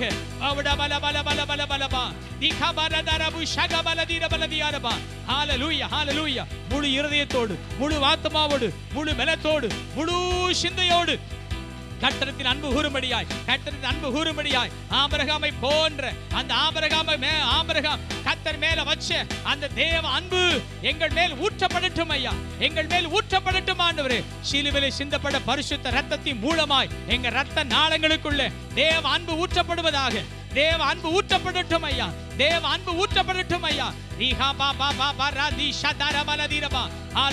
ஹல்லேலூயா. தேவ மகிமை நிரப்பட்டும், தேவ பிரசன்னம் நிரப்பட்டும், கர்த்தருடைய வல்லமை நிரப்பட்டும், கர்த்தருடைய அபிஷேகம் நிரப்பட்டும். என் பாத்திரம் நிரம்பி வழிகிறது. அவர் என் தலையை எண்ணெயினால் அபிஷேகம் பண்ணுகிறார் சொன்னது போல அந்த அபிஷேக வல்லமை, அந்த அபிஷேக வல்லமை, அந்த அபிஷேக வல்லமை ஓ பரிபூரமாய் நிரப்பட்டும் அப்பா, நிரப்பட்டும் ஐயா. கைகளை தட்டி ஓ பெற்றுக்கொள்வோம். புதிய அபிஷேகத்தை பெற்றுக்கொள்வோம், புதிய வல்லமை பெற்றுக்கொள்வோம், புதிய அன்பை பெற்றுக்கொள்வோம். நமக்குள்ள தேவ அன்பு ஊற்றப்படுவதாக, தேவ அன்பு ஊற்றப்படட்டும் ஐயா. ஹல்லேலூயா, ஹல்லேலூயா, ஹல்லேலூயா. மகிமை. சீனாய் மலை மேல இறங்கின தேவ மகிமை, ஆசரிப்பு கூடத்தில் இறங்கின மகிமை, சாலமன் மண்டலத்தில் இறங்கின மகிமைகளை நிரப்பட்டும் ஐயா, நிரப்பட்டும் ஆண்டவரே. ஹல்லேலூயா, ஹல்லேலூயா, ஹல்லேலூயா. நல்ல ஒரு வசனத்தை நாம் கேட்டோம். நம்முடைய சிந்தைய வசனத்துக்கு நேராக நாம் திருப்புவோம். நல்ல ஒரு வசனத்தை நாம் கேட்டோம். பரலோக ராஜ்யத்திலே பிரவேசிப்பதற்கு நான் என்ன செய்ய வேண்டும் என்ற ஒரு கேட்ட கேள்விக்கு தேவனிடத்தில் முதலாவது நாம் அன்பு கூற வேண்டும். அவரிடத்தில் எப்படி என்றால் முழு இருதயம், முழு ஆத்மா, முழு பலன், முழு சிந்தையோடு நாம் அவரிடத்தில் அன்பு கூற வேண்டும். ஆபிரகாம் எல்லாருக்கும் மேலாக கர்த்தரை நேசித்தான். 25 வருஷம் காத்திருந்த மகன், 25 வருஷம் வளர்த்த மகன், கர்த்தருடைய வார்த்தைக்கு கீழ்ப்படிந்து அவனையே பலி செலுத்துவதற்கு துணிந்தவர் ஆபிரகாம். இன்னைக்கு நாமும் தேவனுடைய அன்புக்கு இடையில இந்த உலகத்துல எந்த பொருளோ ஆசையோ சொத்து சுகமோ ஒன்றும் அல்ல, எல்லாவற்றுக்கும் மேலாக தேவ அன்பே நமக்கு பிரதானமானது சொல்லி நம்முடைய வலது கரத்தை நம்ம எல்லாரும் உயர்த்தி நல்ல முத்தாகிய கர்த்தராய் இருக்கிற இயேசு கிறிஸ்துவை பெற்றுக்கொள்வதற்கு, எதையும் இழப்பதற்கு, எதையும் விடுவதற்கு ஒரு துணிந்த ஒரு மகனாக என்னை மாற்றும் ஆண்டவரே. எதை இழந்தாலும் என் மாணிக்கமாகிய கர்த்தராய் இருக்கிற இயேசு கிறிஸ்துவை விட்டுவிடவே மாட்டேன், அவரை நான் இழந்து விடவே மாட்டேன். அவருக்காக எதையும் இழப்பதற்கு, எதையும் கொடுப்பதற்கு, எதையும் செய்வதற்கு நாங்கள் தயாராக இருக்கிறோம். எங்கள் மேல் தேவ அன்பு ஊற்றப்படுதான்னு சொல்லி 2 கையை நல்ல சத்தமா தட்டி ஆமென், ஆமென், ஆமென். அந்த ஆபிரகாமுக்குள்ள இருந்த அந்த தேவ அன்பு எங்கள் மேல் ஊற்றப்படுவதாக. உமக்காக நாங்கள் யாவற்றையும் செய்து முடிக்க எங்களுக்கு கர்த்தர் கிருபை பாராட்டுவீராக, கர்த்தர் கிருபை பாராட்டுவீராக ஆண்டவரே. ஹல்லேலூயா, ஹல்லேலூயா, ஹல்லேலூயா. இரண்டாவதாக நம்ம பார்த்தோம், உள்ளத்தில் அன்பு கூறுவது போல பிறரிடத்தில் அன்பு கூறுவாயாக என்று சொல்லி காயப்பட்டு போன ஒரு எருசலேமில் வாழ்ந்த ஒரு மகனுக்கு ஒரு ஆசாரியன் கூட உதவி செய்ய வரல, ஒரு லேவியன் கூட உதவி செய்ய வரல. ஆனால் ஒரு யூதன் சமரியனை வெறுக்கிறான், ஆனால் சமரியனோ யூதனை நேசிக்கிறான். இன்றைக்கு நாம் கண்டிப்பா அந்த உலகத்துல மற்றவர்களிடத்தில் அன்பு கூறுவோம். பிறர் நம்மை வெறுத்தால் அவரிடத்தில் அன்பு கூறுவோம், பிறர் நம்மை பகைத்தால் அவரிடத்தில் அன்பு கூறுவோம்னு சொல்லி கர்த்தர் நல்ல ஒரு அற்புதமான ஒரு விஷயத்தை கர்த்தர் கூறினார். கண்டிப்பா இன்றைக்கு நிச்சயமா மனிதனிடத்தில் அன்பு கூறுகிற ஒரு சகாயத்தை கர்த்தர் கிருபையாக தேவன் ஏற்படுத்தி கொடுக்கும் வண்ணமாக கடைசி நம்முடைய வலது கரத்தை நம்ம எல்லாரும் உயர்த்தி ஆண்டவரே, எங்களுடைய சத்துருக்கள் ரட்சிக்கப்படணும் ஆண்டவரே. நாங்கள் சத்துருக்களுக்காக நாங்கள் ஜெபம் பண்ணணும். சத்துரு பசியா இருந்தா நாங்கள் ஆகாரம் கொடுக்கணும். அந்த சத்துருக்களுக்கு மேல அன்பு கூறுகிற அந்த கிருபைகளை எங்களுக்கு கர்த்தர் தந்து கிருபையா எங்களை நடத்துங்கப்பான்னு சொல்லி நம்முடைய வலது கரத்தை நம்ம எல்லாரும் உயர்த்தி ஹல்லேலூயா, ஹல்லேலூயா. எங்கள் அன்பினால் தேவன் நிரப்பணும், எங்கள் அன்பினால் தேவாதி தேவன் நிரப்பணும். அன்பினால் அநேகவரை நாங்கள் ஆதாயப்படுத்திக் கொள்ளணும் ஐயா. அன்பினால் நாங்கள் சத்துருக்களை நாங்கள் ஆதாயப்படுத்திக் கொள்ளணும் ஆண்டவரே. எங்களை வெறுக்கிறவர்களை அன்பினால் நாங்கள் ஆதாயப்படுத்திக் கொள்ளக்கூடிய கிருபையை தாங்கன்னு சொல்லி 2 கையை நல்லா சத்தமா தட்டி உமக்கு மகிமை, மகிமை, மகிமை, மகிமை, மகிமை அப்பா.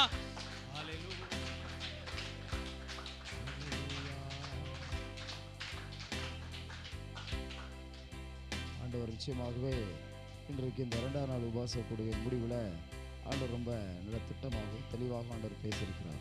ஆண்டவரிடத்துலையும் நாம் அன்பு செலுத்தணும், அதே சமயத்தில் மனிதரிடத்தையும் நம்ம அன்பு செலுத்தணும். அப்படி செலுத்தும் போது தான் பரலோக ராஜ்யத்துக்குள்ளே நம்மளால் பிரவேசிக்க முடியும். நம்ம அப்படியே ஜெபம் பண்ணி நம்ம முடிக்கலாம். எங்கள் பரிசுத்தமுள்ள எங்கள் அன்பின் பரலோக பிதாவே, உடைய குமாரனா இயேசுவின் நாமத்தில் நாங்கள் ஜெபிக்கிறோம். ஆண்டவர் இந்த நாளிலும் கூட அன்பை பற்றி பேசி ஆமென் எங்கள் இருதயங்கள் எல்லாம் ஆமென் உமக்கு நேராக நீர் எங்களை திருப்பினதற்காக நன்றி. அன்பின் ஆவியானவர் எங்கள் ஆமென் அசைவாடினதற்காக நன்றி. அன்பின் ஆவியானவர் எங்களுக்குள்ள சோத்திரம் உங்கள் அன்பை நீங்கள் வைத்ததற்காக நன்றி. சோத்திரம் ஆமீன். தேவனிடத்திலையும் மனிதனிடத்திலையும் அன்பு செலுத்த வேண்டும் என்கிற ஆமீன் முக்கியமான ஒரு காரியத்தை எங்களுக்கு கற்றுக் கொடுத்து ஒரு நாட்களில் நாங்கள் அப்படியாக மாற வேண்டும் என்று நீர் விருப்பப்பட்டு நல்ல ஆலோசனைகளை கொடுத்ததற்காக நன்றி. தொடர்ந்து பரலோகம் இந்த வார்த்தையை அங்கீகரித்ததற்காகவும் ஆமீன் அன்பின் அபிஷேகத்தை ஆண்டவர் இந்த நாளில் எங்களுக்கு நீங்க வைத்ததற்காகவும் முழு இருதயத்தோடு உமக்கு நாங்கள் நன்றி செலுத்துகிறோம். ஒருவரையும் நாங்கள் வெறுக்காதபடிக்கு அன்புள்ள இருதயத்தோடு ஒருவரை ஒருவர் தேற்றி பரலோக ராஜ்யத்தில் ஆட்களை சேர்க்க எங்களுக்கு கிருபை தந்ததற்காக நன்றி. தகப்பனே உமக்கு நன்றி, தகப்பனே உமக்கு நன்றி, தகப்பனே உமக்கு நன்றி. தொடர்ந்து தேவ செய்தியை கொடுத்த அன்பு ஐயா உமது கரங்களை ஒப்பு கொடுக்கிறோம். இன்னும் அநேக திருச்சபைகளை பலப்படுத்த, அநேக ஜனங்களை பலப்படுத்த, அநேக மாவட்டங்கள் மாநிலங்களை பலப்படுத்த ஆண்டவர் கருவியா எடுத்து பயன்படுத்த வேண்டும் நாங்கள் செபிக்கிறோம். அவர்களையும் அவங்க குடும்பங்களையும் ஊழியங்களையும் தேவ பிள்ளைகளையும் ஒப்பு கொடுக்கிறோம். ஐயா இன்னும் வளர்ந்து பெருகட்டும், இன்னும் தேசத்தை நிரப்பட்டும், இன்னும் அநேகர் அவங்க ஊழியத்துல இருந்து எழும்பி ஆமீன் இந்தியாவில் பெரிய மாற்றத்தை கொண்டு வர கர்த்தர் அனுப்புங்க, கூட இருங்க, நடத்துங்க, ஆசீர்வதிங்க, பெரிய காரியங்களை செய்யுங்க. இயேசுவின் நாமத்தில் ஜெபிக்கிறோம் பிதாவே, ஆமென் ஆமென்.